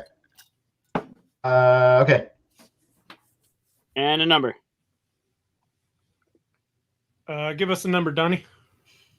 Little Yeah, higher. 4. There 4. we go, 4. Okay. Okay. Ooh. All right. All right. Oh, Donnie got a point from the chat here Nice. for his clue. Hope somebody's keeping track of those scores. I think we each get 1 right now. We're all technically we as a team are 1 for 4, but we each have a point divvied out by the crowd. So I thought Corey got 2 points from the crowd. I think only 1. Yeah, maybe. Yeah, maybe. What word? Oh, you know. Okay, I know. All right. All right. Hey, I need a rules question. okay, Hyphenated words, is that still one word? hyphenated is fine. Oh, really? I thought they said no hyphenated. No, you can do hyphenated as long as you're not making up your own hyphenation. I don't believe It's not a word, by the way. All right. Keep your eyes closed, please. And comparing. Oh. All right. Yeah. Okay, you're good. Check it out. Let's see. Bell bottoms, ball dance. Disco. Nice. Woo! Well done. It was the bell bottoms. Was the clincher there? Is that a hyphen word? with I with just the thought they dance. were together. I googled it quickly. Ah, the internet. All right, Corey. All right, Number 2. 2 it is. Hmm.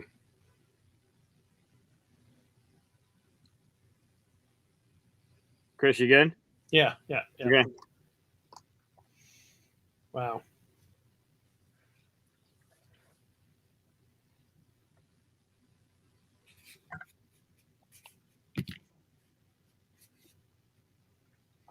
I'm ready. So am I. I think that was Corey that had bell bottoms, Peter. He's dishing out points. All right. I'm ready to reveal.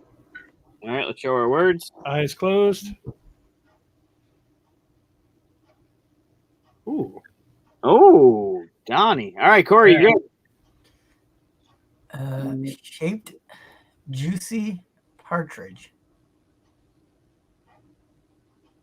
I want to say pear. You would Yes. be correct.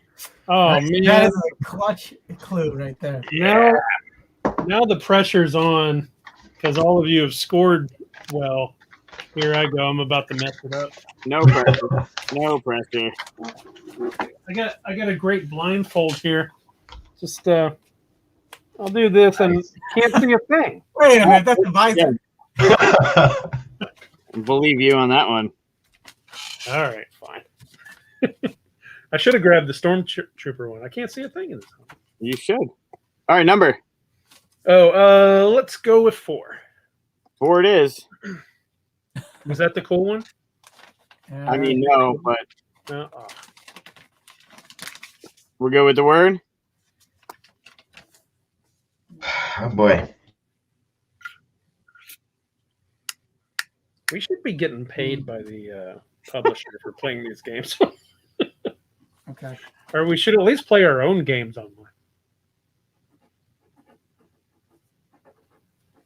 We should play Zozamos. We should play Zozamos. That's a good idea. Although I have somebody that I want to look at that. But Yeah. Cool. You guys figure it out? I got mine. All right. I'm ready to show. all right, show your words. All right, Chris, you good? We have not had any conflicts yet, have we? No, not yet. Oh my god. What?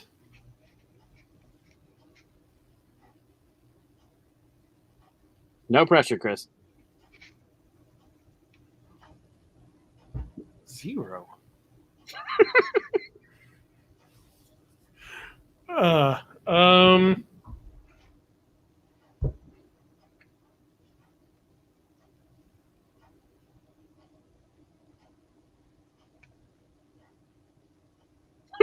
This is great. Wow. Yeah, this is great video here. Watching my gears just going. Wow. Okay. I had to spell that right. Maybe. 0. It's 0 that's throwing me off. Priest. Close. Close. What it sounds like? monk? What's another word for 0? That works with a priest. Oh, none. Yeah. Oh, that's so good once you know it. Yeah. Oh, okay. Wow. All right. Way to go, Chris. I am consistent. You are very consistent. All right, you ready? Wait, is it? Oh, it's you now, right? It's me. All right, here is. I'm gonna pick. We haven't done a 5 yet, have we? Not yet. No, you're gonna have to hold it up higher though. I haven't held it up yet because I'm still looking. Right, but last time you didn't. Oh, okay. Well, then just tell me what to do. I'm not looking, and I want to do 5. Okay, we can see them all. All right, perfect. 5. 5. All right. Okay. Good. Yeah. Yep. Okay. Yep. Oh no, my pen ran out. Rookie.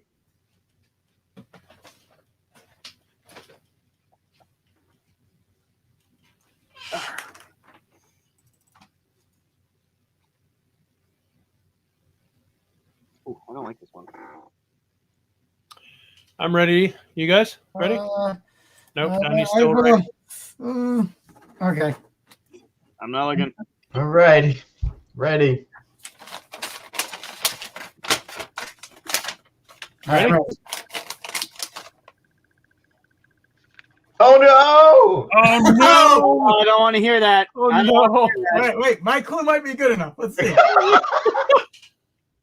It's all up to All right, you. go ahead and look. It's just me. Donnie and I had we were too good. Yeah. Is this a utero? Yeah. Can I have the word used in a sentence, please? No. The sentence is Corey's clue is you. You're a fan of Seattle music. You might know it.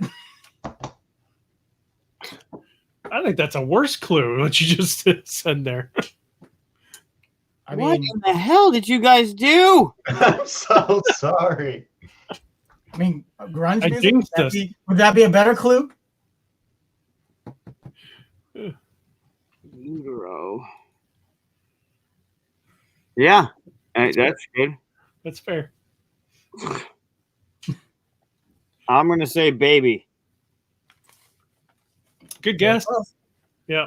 Hold on. Would he have gotten it if he had saw ours as well? Expecting. Is it pregnant? Yeah. You dicks. All right,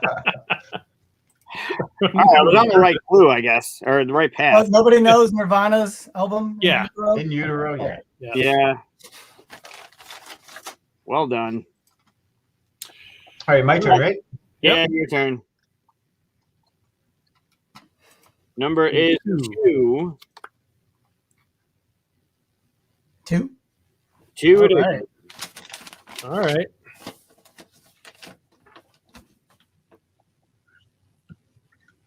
Let's see. Who can I match this time? I was gonna.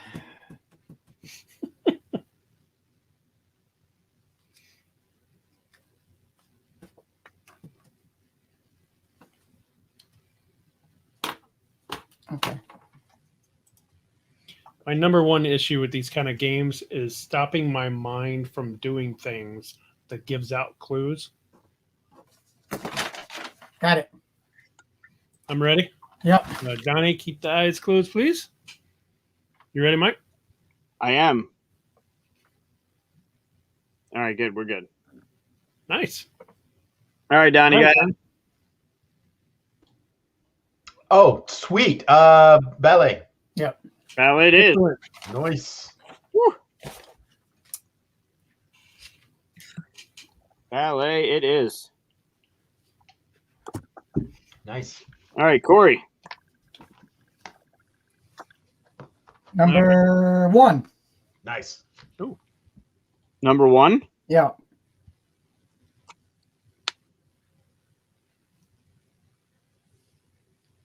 All right.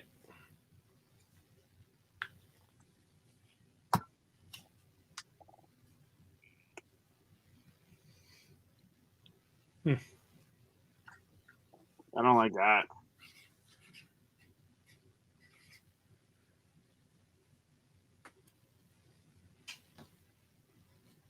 All right. I got mine. All right. I am also ready. Okay, I'm good. Hey, look at that. I got a point.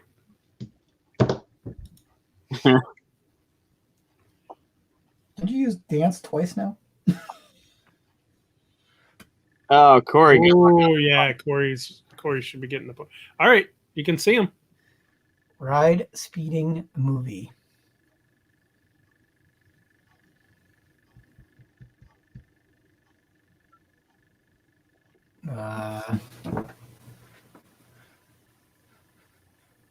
To ride speeding in a movie.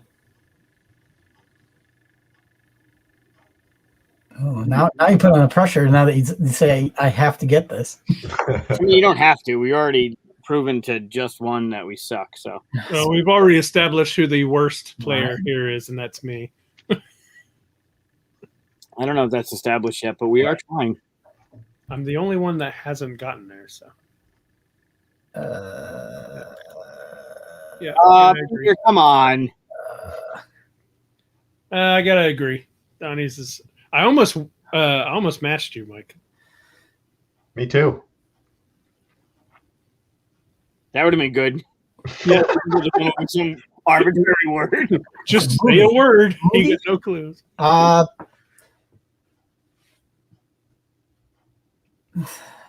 wrong. Fast and the Furious.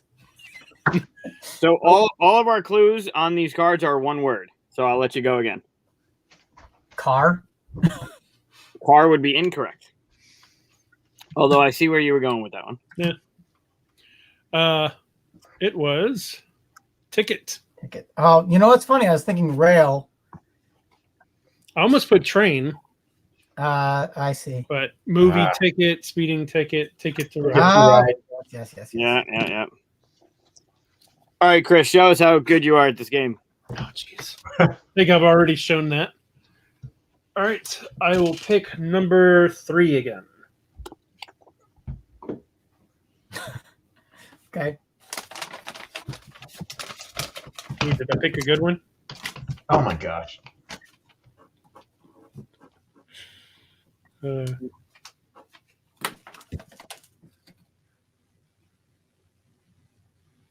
good.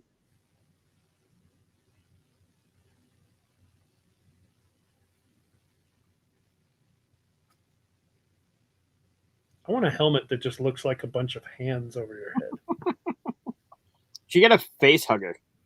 Yeah. Oh, that'd be good. Like as a I'm ready. blindfold. That would be pretty neat. Get a face hugger mask. All right. Also Yeah. ready. All right, show our words. I don't. Oh, okay. That's good. Wow, guys. Chris, if you don't get this, you should, Great. you should log out. You can look. All right, can I look? I can look. Yep. What is it with you in that word, Mike? Tell me you don't get the clue from this.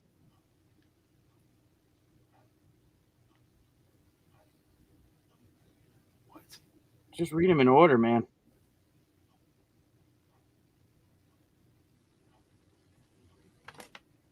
Porcelain? Yeah. Yep. Hard toilet material. Come on. Yep. I can't believe that. Woo! Hard? Seriously? Hard toilet material. It works. Yeah. Well, without toilet, I don't think you would. Right. What would have Either one of happened? you would do it. What would have happened if Corey and Donnie matched, and all I would have had was hard to work off of? Pretty fun. Then we have movie gold. That's Weenie. all right. So it's my turn. So get me back on this one. All right. Yeah, I'm writing hard no matter what it is. perfect. This is gonna be good. Unless it's a soft thing, then you're right soft. Yeah, throw me off on that one. What haven't we done a lot of? 4? 5 or 3. There's only been 1 5. Oh, Yeah. we'll do 5 again. I'll do 5 again. Okay. Can you see it? Wow. Okay. Yep. Yep. Yep. Oh my Wow. god. Oh no. Okay. Wow, you look thrilled about this one. Oh no. Chris is fighting with himself whether or not he wants to write hard. No, I can't do that on this one. Perfect. God. Shit.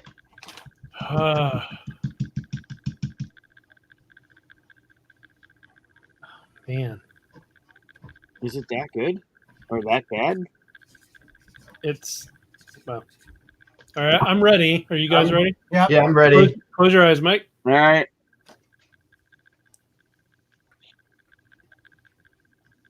Ah, yeah. Oh yes.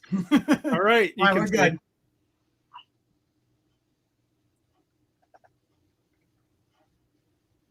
Oh, wow. It's that obvious, huh? All right, Joker. Yep. Yeah, Yeah. I knew. I was like, I gotta pick one that he doesn't pick. Yeah. I knew you guys would go actors. Yeah. Well done. All right, we are down to our last card. Nice. Unless Me, we right? want, No. Donnie can bring Is it it me? home. I'm fine with extending it too afterwards. But yes, it's on you, Donnie. Oh, wait. what? To even it out? Yeah. I don't Yeah, mind. I'm even it having out. fun. All right, Um, number. 3. So, funny story after this one. Okay. Oh. Microphone. Huh.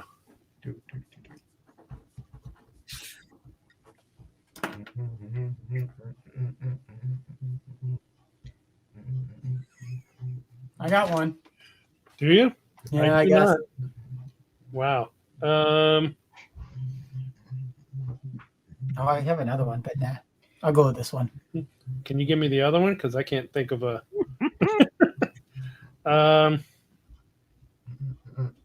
Huh. Oh. All right. We'll see. Oh, wow. That's okay. I'm probably got the worst one. All right. We'll see. Keeping your eyes closed. Are you ready, Mike? I don't have my thing yet. Hold on. Oh, good. I can rethink mine. Oh boy, this one's gonna be difficult. I don't wanna buy death sticks. I want to go home and rethink my life. Hang on. This is awful. No, I'm picking. Mine's bad too, actually. Well, I'm picking a different one. I don't know if you can do that in the rules, but I'm doing it. I mean, until we reveal, I guess, right?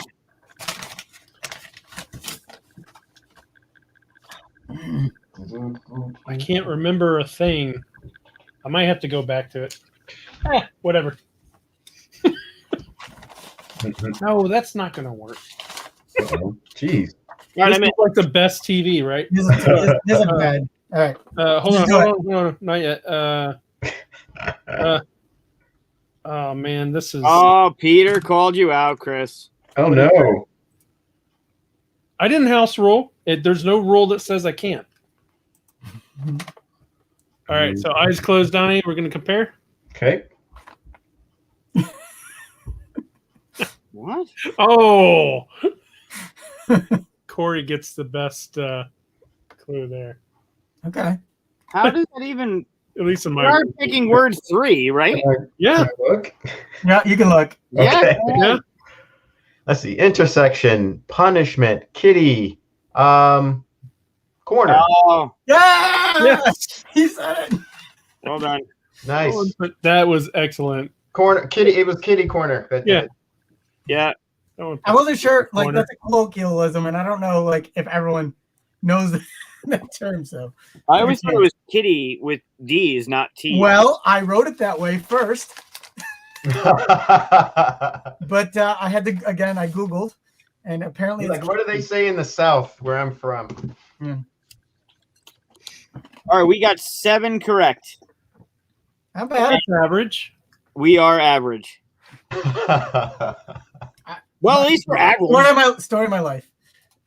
right? I mean, okay. I'll But take it. who won from the chat? I wonder. Oh, See yeah, if Kelly PF does can tell us who clue got the scores. best. I'm guessing Corey won. I think Corey I'm a won. better clue giver than I am a guesser. I know that Seems much. his name came up more than anybody. While that's being edited, I have a fun story about this card specifically.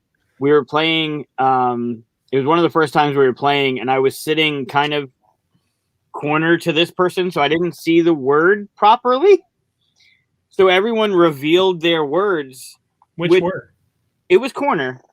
Oh, So everyone revealed their word, and it all made sense. And here's Mike with embalming. Because Coroner. was Coroner. That's funny. audience scoring. Donnie and Corey both have 7. Oh wow! So Mike, He was 4. Oh, look, I beat Mike. That's all that matters. that's fantastic. Wait a minute, doesn't that add up to way more points than we had rounds? Well, Mike and I together equal just one of your points. Yeah, So that's excellent. yeah. We had 7, right? That was our total. Are you doing the David Letterman thing, Donnie? Yeah.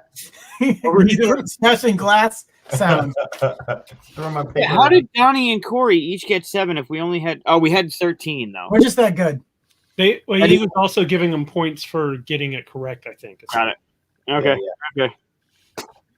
So What a mess. this is what I put for the corner at first. Dunce. The Man. punishment I was was like, that's awful. Everybody thinks of hat The, not putting the other one I was thinking, but it's too much of a stretch, was soccer, a soccer corner. Good. No. Yeah. yeah. I That don't would, like it at all. that would have been a stretch. Yeah. That's a fun game. Yeah, it's a good one. Or turn was the other one. When you Nope. I Yep. don't. I don't think What about just a U? No, because then that's not a turn. That's not a corner. though. That's No, it would have been a wrong. B or a 7. It has to be 90 degrees. Yeah. Yeah, you can't draw stuff, right? I mean, if you're just doing the letter V, Wow. I drew a very straight 7. But you can't put numbers up, yeah. no, you can't do numbers. Unless we house rule. Woo. Oh, there we go. He scored 1 point for each best clue and 1 point to anyone who guessed. That's how. Yeah. And I only got 3? What the shit? Oh no. I think you got 2 right, and you wrote hard on every clue. But they were good clues. Oh, they weren't.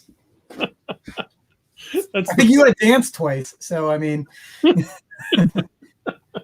disco and ballet, right? Oh yeah. what have we been playing, guys? Rigged.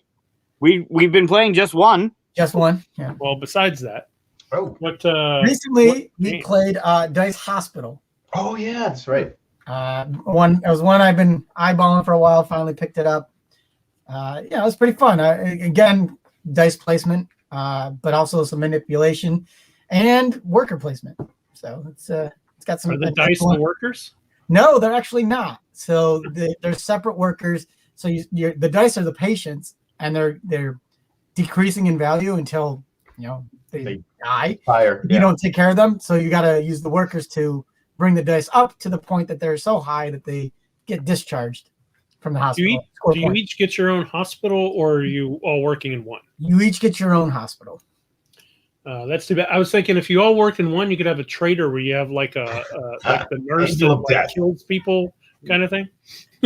But the interaction is basically the only interaction, if I recall, is the drafting of the dice themselves, because the dice are different colors and they have different values. So there's ambulance that come in with the dice, and so you got to pick one of the ambulances and use those dice.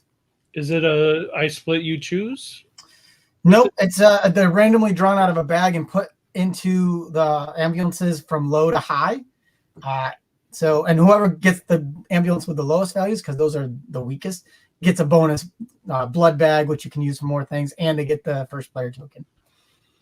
Blood bag. Yeah. It sounds hard. And so yeah, we played that recently. What else did we play? We played. I mean, wasn't it last week that we played the crew and loot and? Well, that was a little while ago. Although more. Well, so we played those loot. Yeah. Which is another game I almost put on my list because it's another one of those like super simple games. Just a lot of fun though. Crew. It's a great trick-taking game. And then we played Steampunk Rally, which I did put on my list. Although more recently we played Sushi Roll. Mm-hmm. And then we also played what did we play before that? We played Cat Lady. Cat Lady. Oh, cool. I've never played Cat Lady, but Our drafting game. Have you guys been playing together or still remotely? We started playing in person finally. Yep. Yes. Cool. Yeah, I met with my Pathfinder group yesterday for the first time in over a year. Yeah, it was amazing because, like, you forget how different it was, and then you play in person. It's like, wow, these games are so much more fun than I even remembered because we've been playing online for a year and a half. Mm-hmm. Yeah. Yeah, it was great. Yeah, it's nice that if this had to happen, we at least all had the technology to enjoy the hobby still, right? Yep. But it is so much better in real life. Agreed. You play anything, Mike? We started out the pandemic playing games that we both owned, but via video. Whatever happened to that? I feel like we were going strong for a while. Well, we only did it for Advent. Oh, that's right. But that was a long time ago. We played a different game every single day for Advent. Leading up to Christmas, yeah? Yeah. Yep. Oh, wow. Yeah.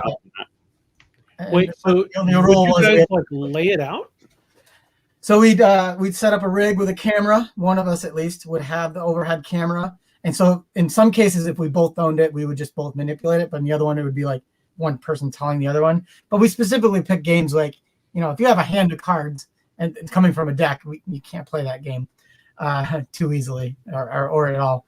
But we played Sagrada, for example. And, you do have the tools, but all you have to do is lay out the same tools in both if you both own the game. And just kind of keep track. The only weird one was the objectives, like private objectives. So what we did is like I made sure I had half the deck and he had the other half, and we randomly picked from that half so that we would know that we wouldn't get the same one. Right. It does narrow down what the other one could have, but it was fine. It was just the two of us. Yep. Interesting.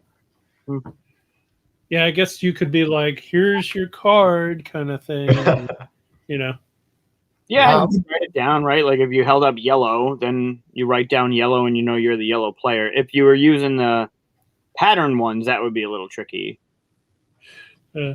We discovered a series of games from a publisher, Emperor S4, which they have a bunch of like a trilogy of games that are really fun called we got Trial of the Temples, Mystery of the Temple, and Realm of Sand. Yeah. Again, games you might not have heard of, but like are actually like these hidden gems. And we both got them for like, cheap from Deepwater Games when they're doing some clearance sales, and they're a lot of fun. We played those as well. What you been playing, Mike? So I played Red Rising again. Oh, cool. Huh? Really? Yeah. Is your rating going up? We got That's a good question. I still raged out about the insert. I thought it had nothing to do with the game, though. It still drives me absolutely bonkers. No, I think my rating would still be the same. We enjoyed it. I don't think the people that I taught it to enjoyed it as much. There's just a lot, right? Like getting behind the characters. I don't really feel like I'm connecting the theme at all. But we had fun, and I played Ecos. Ecos. For the first time on Saturday. I also played one. I think it's 100 Yuri. Yeah. I know which one you're talking about. Is it 100 though? I think so. Maybe not. And then It's a Wonderful World, or whatever that one is that I keep screwing up. I played that for the first time, which was funny because Ecos has the same kind of mechanism that Wonderful World has, where like you're putting the cubes on the thing to try and build it, right? Ecos has the same thing where you're putting, and then the card turns, so it's a little different, but it's still kind of that same kind of mechanism.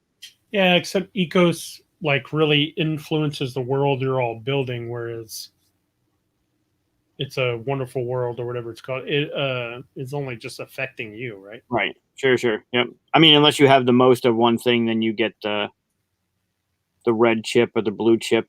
I mean, thematically, whatever it is. But So did you play the big Kickstarter thick box version or whatever it was? no, So, okay, here, let me show you what I got. I don't think so. So I backed it. Okay, so I backed it. This is the one you're talking about, right? Yeah. All right, look how big this box is. Oh, yeah, that's massive. It's ridiculous. It's a huge box, has all this stuff in it, and the gameplay is like Century Road. Yeah, I guess. Oh. When a game comes in a box like this, I just kind of assumed there'd be more to it. Now I know that there's this whole campaign thing, but I'm just not so interested to dive into it. And so I don't want to judge it beyond that, but because, I haven't dived into the campaign, but how can there be? I don't know. I am curious as how it can happen, but not curious enough to try it. If that's Yeah, so from what I understand, I think it's worth a go. Alan was telling us about it, and it seems like it's got really cool stuff to jump into. The base game was fine. I'd probably want to play it again. Rookie mistakes, trying to figure out like how the shit works, but yeah, it's got that Seven Wonders feel where you'll do better your second game once you know how cards and stuff work, right? Yeah, probably third or fourth game. I don't even know if I'd be able to. I'd probably increase my points second game, but man, if a good score is 70, I had 28. It didn't go very well. And don't get me wrong, I like games that are like Century Spice Road or even Splendor, like small games and stuff like that. But when they come in a big box like that and it was a Kickstarter and it was all this money, it feels a little weak. That's a pretty big box for what's in it, but yeah, it's a decent game though. Yeah, I enjoyed it. I think I like Ecos better. I don't know. Yeah, I like to play them both again, but I think I like what was going on. But there was some stuff with Ecos that didn't, like, the shark is not in the rule book at all. Like, the animal is not, like, the way the animal moves, the way the shark Really? is not, it's not represented in the rule book at all. Yep. But I think it could have been a little clearer in certain points, but I like the gameplay of it. Have you guys seen or played Ecos? It's a pretty cool game. It basically, everybody's like building the world. You're adding a tile kind of thing to the world, and it's either like forest and water or desert. Is that Yeah, there's 3 terrain. Have you played Rise of Augustus? Most people play Rise of Augustus. I've never played that one. So it's very bingo-ish, where you pull from a bag, it's got an icon, and then on your turn, you're placing this thing on a card, and when you fill up the requirements that's on the left side of the card, that card triggers. So with Ecos, it's the same thing. There's a bag, there's tiles, you pull a tile out, it's going to be some sort of resource. You get to choose where in your tableau you're putting that resource. And when it's full, you yell Ecos. And then in turn order, you trigger the card, and the card has an ability. and you get to place something or do something or whatever, and then the card rotates 90 degrees. So when the card eventually gets to their leaves, some of them start with 4 leaves and then it'll go to 3, 2, 1. Some of them will start with 2 leaves and go to 1 leaf. It's basically how many times you can trigger the card before you got to throw it away, right? Correct. So the more powerful cards have limited use, right? You get to use it once or twice, and then they get discarded. But it had a really cool mechanism of if you chose not to use the resource or you couldn't use the resource, there was this little start tile that you could rotate. And if you waited long enough, you would either get another cube you can place or be able to draw a card to add to your hand or play a card. So it was cool that you were never kind of like, well, I can't use that resource, so I guess I'll skip this turn. It was kind of fun. I think I like that one better than It's a Wonderful World, but I want to play them both again just to make sure. I'd recommend playing both of them, but I just went looking for it and I forgot it's in the other room. It's in the Isn't there Wait, a is sequel is to- there really another room? Yeah, this is like 1/4 of. He just does that thing where I'm going downstairs. I was gonna say, isn't there a sequel to It's a Wonderful World? I don't know. I thought I first. I think that's what I had. Oh, no, you're right. Yeah, there's a 2-player.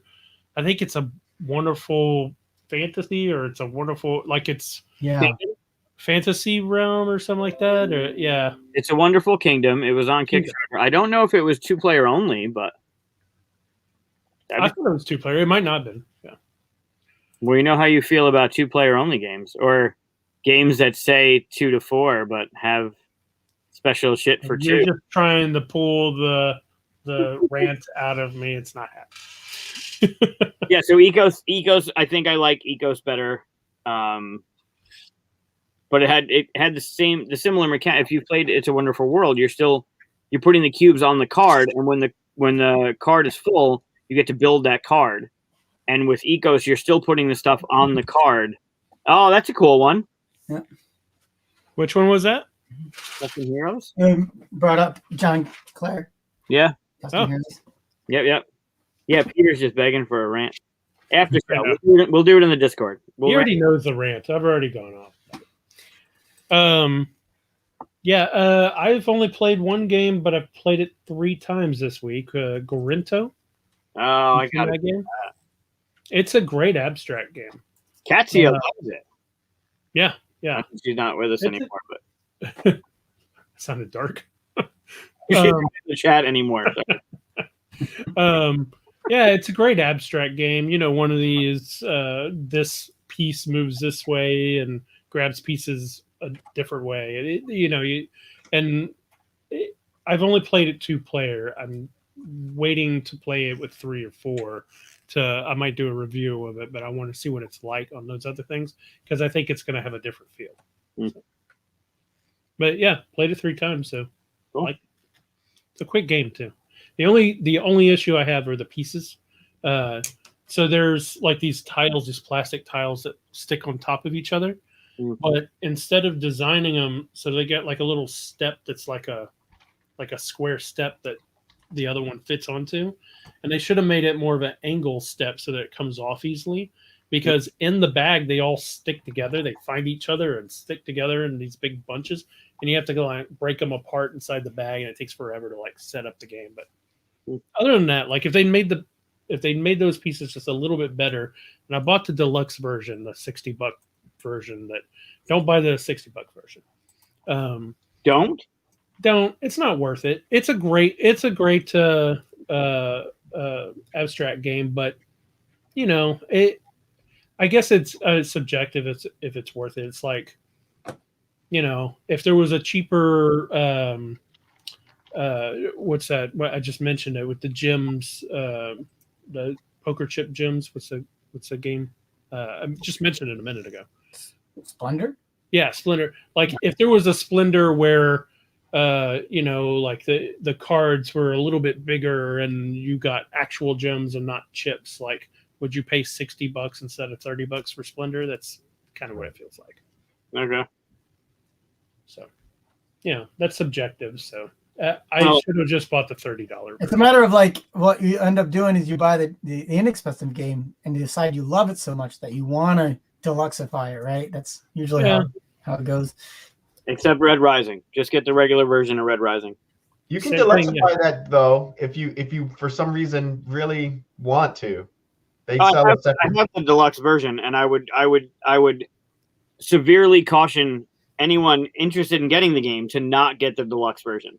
I don't know if I would severely caution. You got an issue with the insert that I don't have. Isn't there a version above the deluxe too? Wasn't there like normal deluxe and then like free sale whatever mega version? Oh right. Yeah, I think Mike has it though. Like there's the one with the limited number printed on it. But then if you bought the lowest version, you could buy an upgrade version, but of course your box wouldn't be like have a unique number on it. I would say one to Peter's comment just now, Christmas Vacation's one of my favorite movies ever. Two, it's not just about the insert, Chris. The metal components don't even they don't match. They're not. That's true. They're not needed. Well, yeah, I mean, so like the player color's yellow and their metal pieces are kind of yellow. Yep. Or the red and the purple. The red looks pink. The purple looks what's a pink purple? A light purple, whatever. Yeah, they don't match. I actually wish I had the plastic pieces instead of the metal pieces. Yeah. So I listened to Jamie's weekly video casts, and I believe he's going to address that. He's going to have metal pieces, but they're going to be painted in the correct color, going forward. Okay.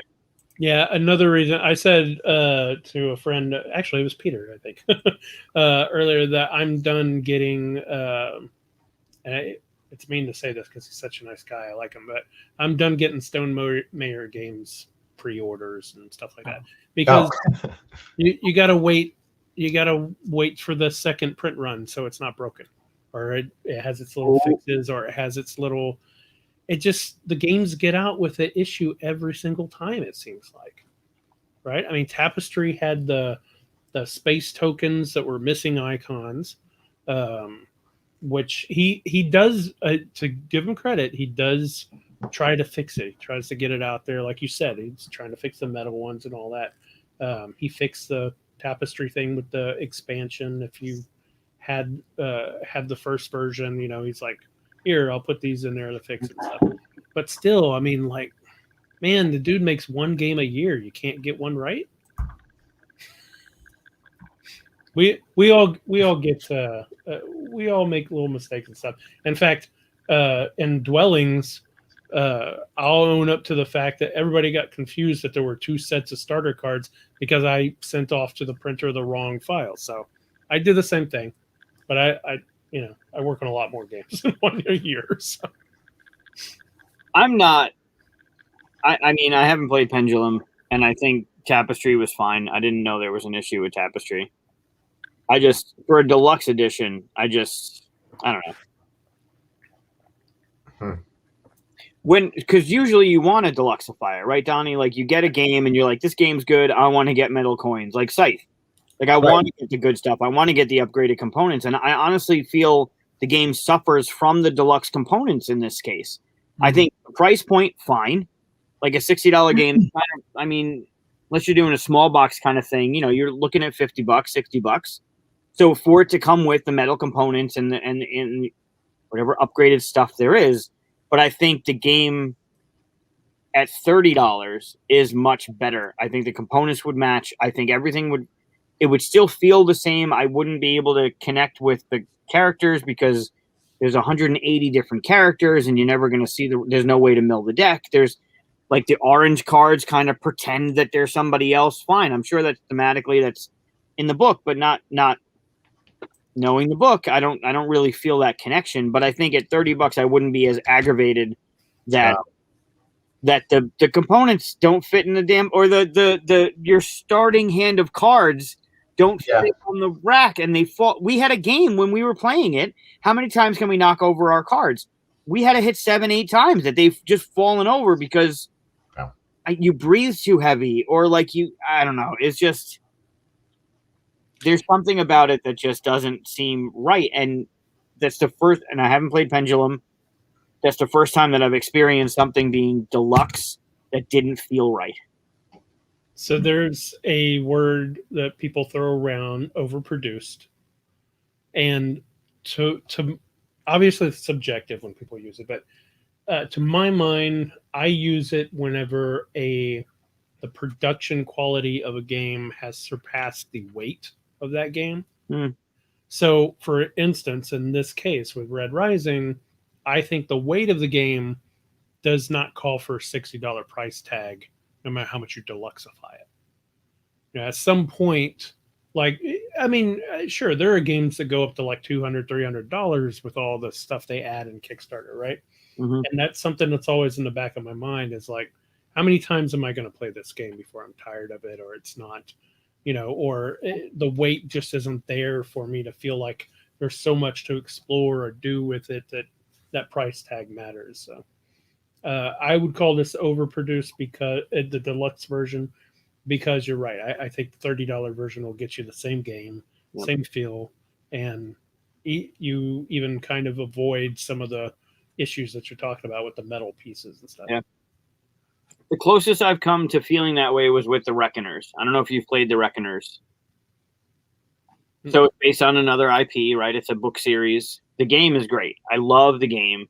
The deluxe component comes with metal bits, and there's metal cylinders and metal cubes, and it really it's got that tactile nature that when you have metal coins over cardboard coins, like you like the metal.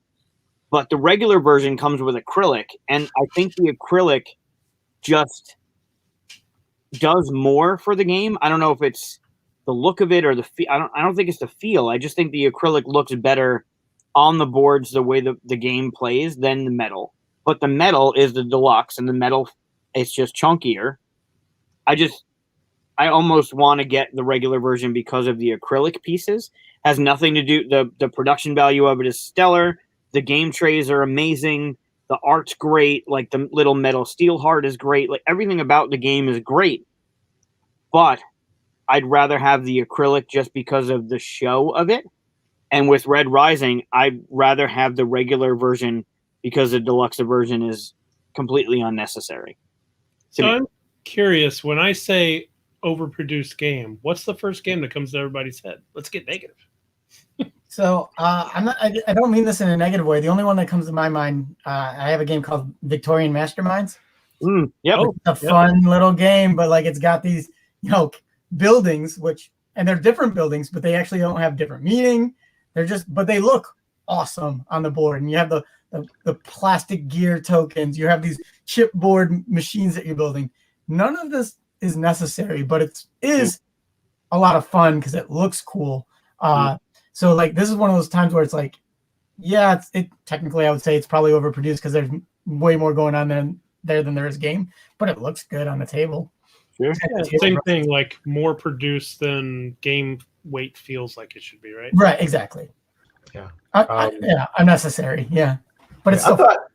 I'm glad you said that one because I thought you were going to say Tapestry, because like the buildings that came with Tapestry, they look great, they're pre-painted, but my biggest problem with them is that they're hard to know how they fit on the board. Like the whole point of it is that they take up a specific space on the grid, but they look great to their detriment, right? Like it could have been such an easy problem to solve to let you know exactly how it's supposed to fit, but they went a different route. Yeah, I think you could buy third-party like bases so that they actually fill out the boards correctly. I've seen that. Yeah. I think that was a misstep. Man, this is a Stone Mater stomp. We didn't mean to. Yeah, I didn't mean to. I mean, I love the games. I have every one except for Pendulum, and I play every one. So, I agree. It was such a weird thing. Everybody's first thought when they started putting those buildings was, why doesn't it fit? Yeah. Right? How hard is that? But I think the reasoning would be that they were trying to make it look like that claymation look. You know what I mean? Like I think it was actually sculpted. Like the pieces were hand sculpted and stuff. Yeah, but just reduce the board by 10% or 5% or 7.5%, whatever the hell the thing would be, and then it would fit. It's not like each piece was different. They all missed the mark by the same amount. Yeah. So like just reduce the card. And you knew they knew that too, because they put what squares it took up on where they set like on their drawings and stuff, so that you could figure it out. Yeah. You wouldn't need that if it fit perfectly. Yeah. Right. That's interesting. I would go. I think Victorian Masterminds was a CMON game, right? Yes. Yep. So I would go with Marvel United, not because the minis are unbelievably awesome, but there's absolutely no reason to have that playmat and have that circle. Well, the playmat is optional. I understand that, but that's overproduced. You don't need the playmat because you don't need to have that. But you bought that. But the game doesn't need to be played in a circle. It could just be a deck, and you play your card based on the top card of the deck, like that card and my card. You need 3. I get the game in all expansions, but I don't have the mat because I didn't buy it. Right. And you said it's overproduced if you're the one that bought the extra bit to add to it? I mean, I'm going to buy everything for the game because if I'm missing the playmat and I have everything else, then I don't have everything. Yeah. You get the art books too? I don't know if that counts. Yeah, I don't know if that counts. I have the art book with Scythe. Yeah, if you were to say, I got the art book for Scythe, and so that makes Scythe overproduced, I'd be like, no, that's bullshit. No. But I think the way, like, you don't need to, whatever. Grim Forest is the one that always comes to mind for me. Have you guys seen that one? I think it's a Druid City Games. Seen it, yes. Yeah. Yes. That's the one, the fairy tale. Yeah. Like, yeah. How is it overproduced? At its core, it's a card game that could be 20 cards. It could come in a tuck box, and you could play the same game. Wow. But the box is huge. Mm-hmm. It has sleeve. It has minis and little pics and buildings and all this stuff. You don't need any of that. All you need is a couple tokens and cards, and it's the same game. But instead, it's like a $80. It's probably like $60 game. Yeah. Huh. I felt like I was playing like a $20 game, weight-wise. So do you think a game that comes with metal coins is overproduced because it can do the same thing with cardboard shit? If it comes with it and I paid money for, like, if there's only one version of the game. Yeah, one version. Yeah, and it comes with it. Comes with metal coins. That's overproduced? Well, I think to Chris's point, it depends on the weight of the game. So, like, if it's a light game that has metal, like, I don't know, I'm trying to think of a nice light card game that has tokens. If it was like boosted up in cost because it has metal tokens, then I could see that. But then like a heavier game where the tokens are a big part of it and you're moving them around, you get a little leeway there. Yeah, if I buy No Thanks for $15 and it's got little plastic chips, I'm good. But if I bought it for $30 because it just got metal coins, it's pointless. I don't need that. Yeah, that was the only version that was out there. The only version was $30 with metal coins. That's I would say it was overproduced. Okay, but to that end, Concordia, I've blinged out by adding coins to, because the weight of that game should have had coins. That was a great game. Did the same thing for early on. Okay, so it's all subjective, right? But I will say metal coins is one of the boosts that I'm always willing to pay a little bit more for because they make such a big difference. Totally agree. Like one of the few things that like I actually give a pass for, like versus other things where they might throw miniatures in when they don't really need, like you just brought up Grim Forest, where they don't need miniatures, but like metal coins, I'm a sucker for. Once you use metal coins, it's hard to want to use something else. But some games really need that, right? Like Vault Wars. Vault Wars the base game comes with the cardboard tokens. And when you're bluffing and bidding, there's something about having those metal coins that you can kind of like rub together or like throwing your chips in almost. Yeah, like it makes the game. So I don't know if I would say that, I mean, I guess it's an add-on, right? You can get the deluxe, you can get the regular, but I think if Vault Wars came with just a one edition with the metal coins, that I would almost argue that it's necessary because it adds so much more to the game having metal than just these cardboard throwaway tokens. Yeah. So I'm going to disagree with Peter here, respectfully, since he's the developer. But I love the sound bases in Dwellings. Have you guys seen that? Mm-hmm. So the legendary version of Dwellings of I almost said Everdell. Oh wow, Elderville. All the way through making the game, I kept making that mistake. Mm-hmm. The minis can fit into these little bases, and when you move the minis, it goes roar, and it's all different. Yeah, of course it's ridiculous. And when we were making it, I was like, "Oh, this is so ridiculous." But now I won't play the game without doing it. Mm-hmm. It's great. I love it. I always switch it on, move it. Like I switch it on and go, boom! It's appeared, and I just love it every single time. I talked about Forbidden Island earlier. I have all the Forbidden games. There's Forbidden Sky, which actually you literally build a circuit and the rocket makes noises. Yeah. Oh, that's cool. It's actually pretty great. Yeah, I think it's subjective, so it's hard to figure out where that line is. But I guess if the weight of the game is really heavy, you're probably okay blinging it out and stuff like that. But once it starts getting to where this should be a $30 game or $20 game and it's costing almost double that, that's, Then you're kind of deconstructing every game, right? Can this game be played with 20 cards instead of 80? Like, could you get away with playing Red Rising with 80 cards rather than 180 cards? Then is that overproduced? No, because I mean that's content, that's stuff that you're using. Like for instance, what is it called? It's Vindication. I know you haven't played it yet, but I'm waiting for you to send the copy. Yeah, there's some gorgeous minis in it that I've never used because you don't need them. That's like, really the rules are like, oh, if you're playing with this mod, take the mini and put it in the middle of the board. That's it. You don't interact with the mini. The mini doesn't move. It's not a token. It doesn't do anything. There's like 6 or 7 big minis too. Like huge minis are great in there, but they're useless. And I could have had that game for a lot cheaper without them. So to go with that, are minis an overproduction of a game? Because they can just be cardboard standees, right? I don't think if they're useful, if you move them, if they represent your character, things like that. Depends. It's like sometimes miniatures, at least depending on the game, help with the immersion of the game. So like if you're trying to create immersion, a miniature might do a better job than a standee. So maybe, I don't know. Well, a miniature comes to you just solid gray, right? I mean, unless it's pre-painted, I get it.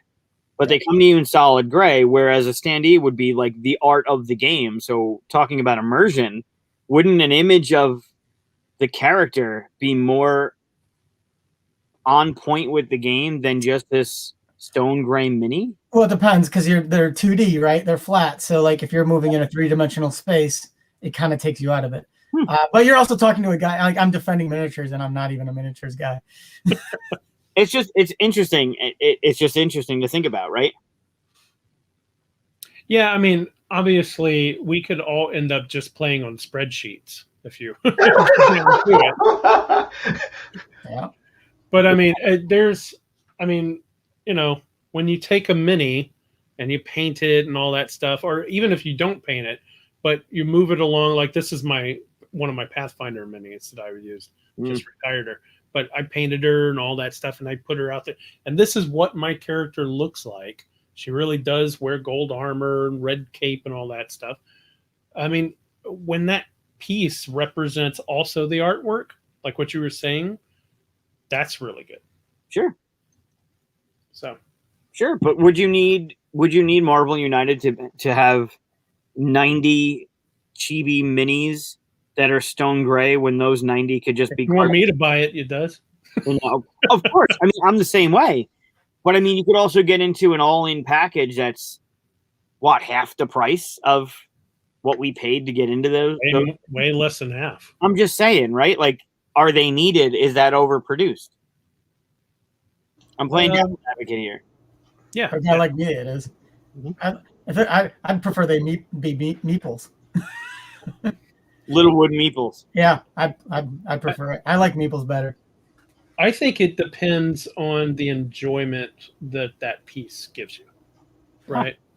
So, for instance, like this, I was saying, when I play Pathfinder and this is on the table, in my head, it's so thematic and stuff.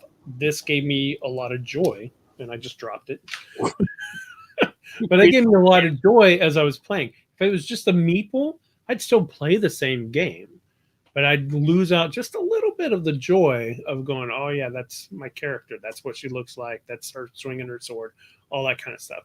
And then when I said that the game doesn't need the mini, since you don't interact with it, it's not you. It's not anything that represents anything you're really doing, then it's pointless. There's no reason for it. And that feels overproduced. But you've also created the world of that character. Whereas Marvel United or any other game with a mini, you're kind of given that character, right? You're given the stats, you're given its health, you're given where it was born, you're given its backstory, right? The other side of the card, you read its backstory. Whereas that little mini to you is your character because you've developed that character. So I think even that is different, right? Yeah, I think Peter's agreeing with me in the comments here on. Sure. Yeah, and again, always subjective, right? Sure. So. Anyway, lots of fun negative stuff. Didn't mean to drag you guys into see what people think about different things, right? I mean, great. Now people are gonna see this and think that Donnie and I are just two negative designers. Stay away from them. These guys have bad attitudes. The game of the show just brought the whole show down to this negative. They harped on Jamie Stegmaier. No, we would never. Yeah. Nobody watches the show past an hour and a half anyway. So that's true. Even Katya left. Peter's the only one hanging on. Well, because Peter has a story to tell us in the Discord channel after the show. That's right. That's true. Did I forget to do the like and subscribe thing? You did it in the beginning. I think I put it up, but I don't think I said it. So luckily, I've waited till everybody's left to ask people to like and subscribe and all that. That's stuff. Yeah. You know what's funny is the one that a whole bunch of, I think we had 5 other people on here with us. It was 7 at one point. Yeah. I looked at it afterwards and we only had like 3 likes. I was like, we had 7 people on the channel. People couldn't have liked it. We've gotten more since then, though, so that's fine. Asking for likes is really hard. What's interesting is, as a creator now on YouTube, now I really think about doing it, but I don't know if anybody beyond other people who make YouTube videos even think to do the thumbs up, thumbs down thing. Yeah, I'm just gonna continuously give us thumbs down. Any interaction on YouTube works. All right, guys. Well, like and subscribe. What have you learned today, Mike? Anything good? We still have a lot to learn. Corey, Donnie, anything you want to bring up? This is your moment. Uh-oh. Wow. Yeah. Whoa, you got something on your desk there. Who, me? Yeah, look at that. That's a game we're working on right now. Yeah. Just finished for a contest, Omen Isles. That's the one we were kind of saying has a combination. It's a 2-player asymmetric co-op where one player is an oracle and the other player is a suppliant. And there's disasters coming to these isles, and so the oracle needs to warn them where the disasters are happening without directly telling them. And we mentioned the Tobago-like mechanic where you're kind of narrowing down where they're going to happen, and the suppliant's trying to take care of the communities and avoid these disasters. It's a 2-player only? Yeah. Yep. Oh. Can you play it remotely? Can you play it online? Well, we have it on Tabletop Simulator, so I guess yes. So yes. Fair enough. Yeah, we had to change. Oh, so that's not out right now, or No, we're still refining. I would say that's a that's a pretty good, late model prototype. But Yeah. what's its future? Are you showing it to people? Or are you taking it to Kickstarter yourself? You're making it? we're gonna still like kind of tune it, play test it with some people, and maybe start pitching it eventually. Yeah. Cool. You haven't pitched it yet? We haven't pitched it yet. Nope. That looks all made and everything. Yeah, that's what we do. Better produced than our show. Hey, We have a very rapid prototype type style, I guess. Ooh, Yeah. I want to take a look at it. yeah. Do we get secret peeks at it? At some point? Absolutely, yeah. Yeah, for sure. Inside info for sure. Awesome. Well, after the show here, we're going to go to Discord and just chat. Anybody hanging out? Peter, if you're still with us, feel free to come and talk to us. He better be. He promised us a story. That's right. Oh, yeah. That's right. We have it documented. Mike, do we know what we're doing next week? We have Katsy on. That's right. We do. Oh, yeah. A little reminder Yeah. that she has a Kickstarter coming tomorrow, and the link to sign up for or look at it. 10 a.m. Tomorrow morning. There's a link somewhere somewhere down there. I don't know where it is. Very cool. And then it goes till I'm trying to find out where it goes to. I think it just goes to the Kickstarter page to sign up right now. No. The Kickstarter, when the Kickstarter goes until. Oh, okay. Yeah, you wrote that down for me at some point. Yep, I did. You said. Is it 23rd? Yeah, I don't know. Come on.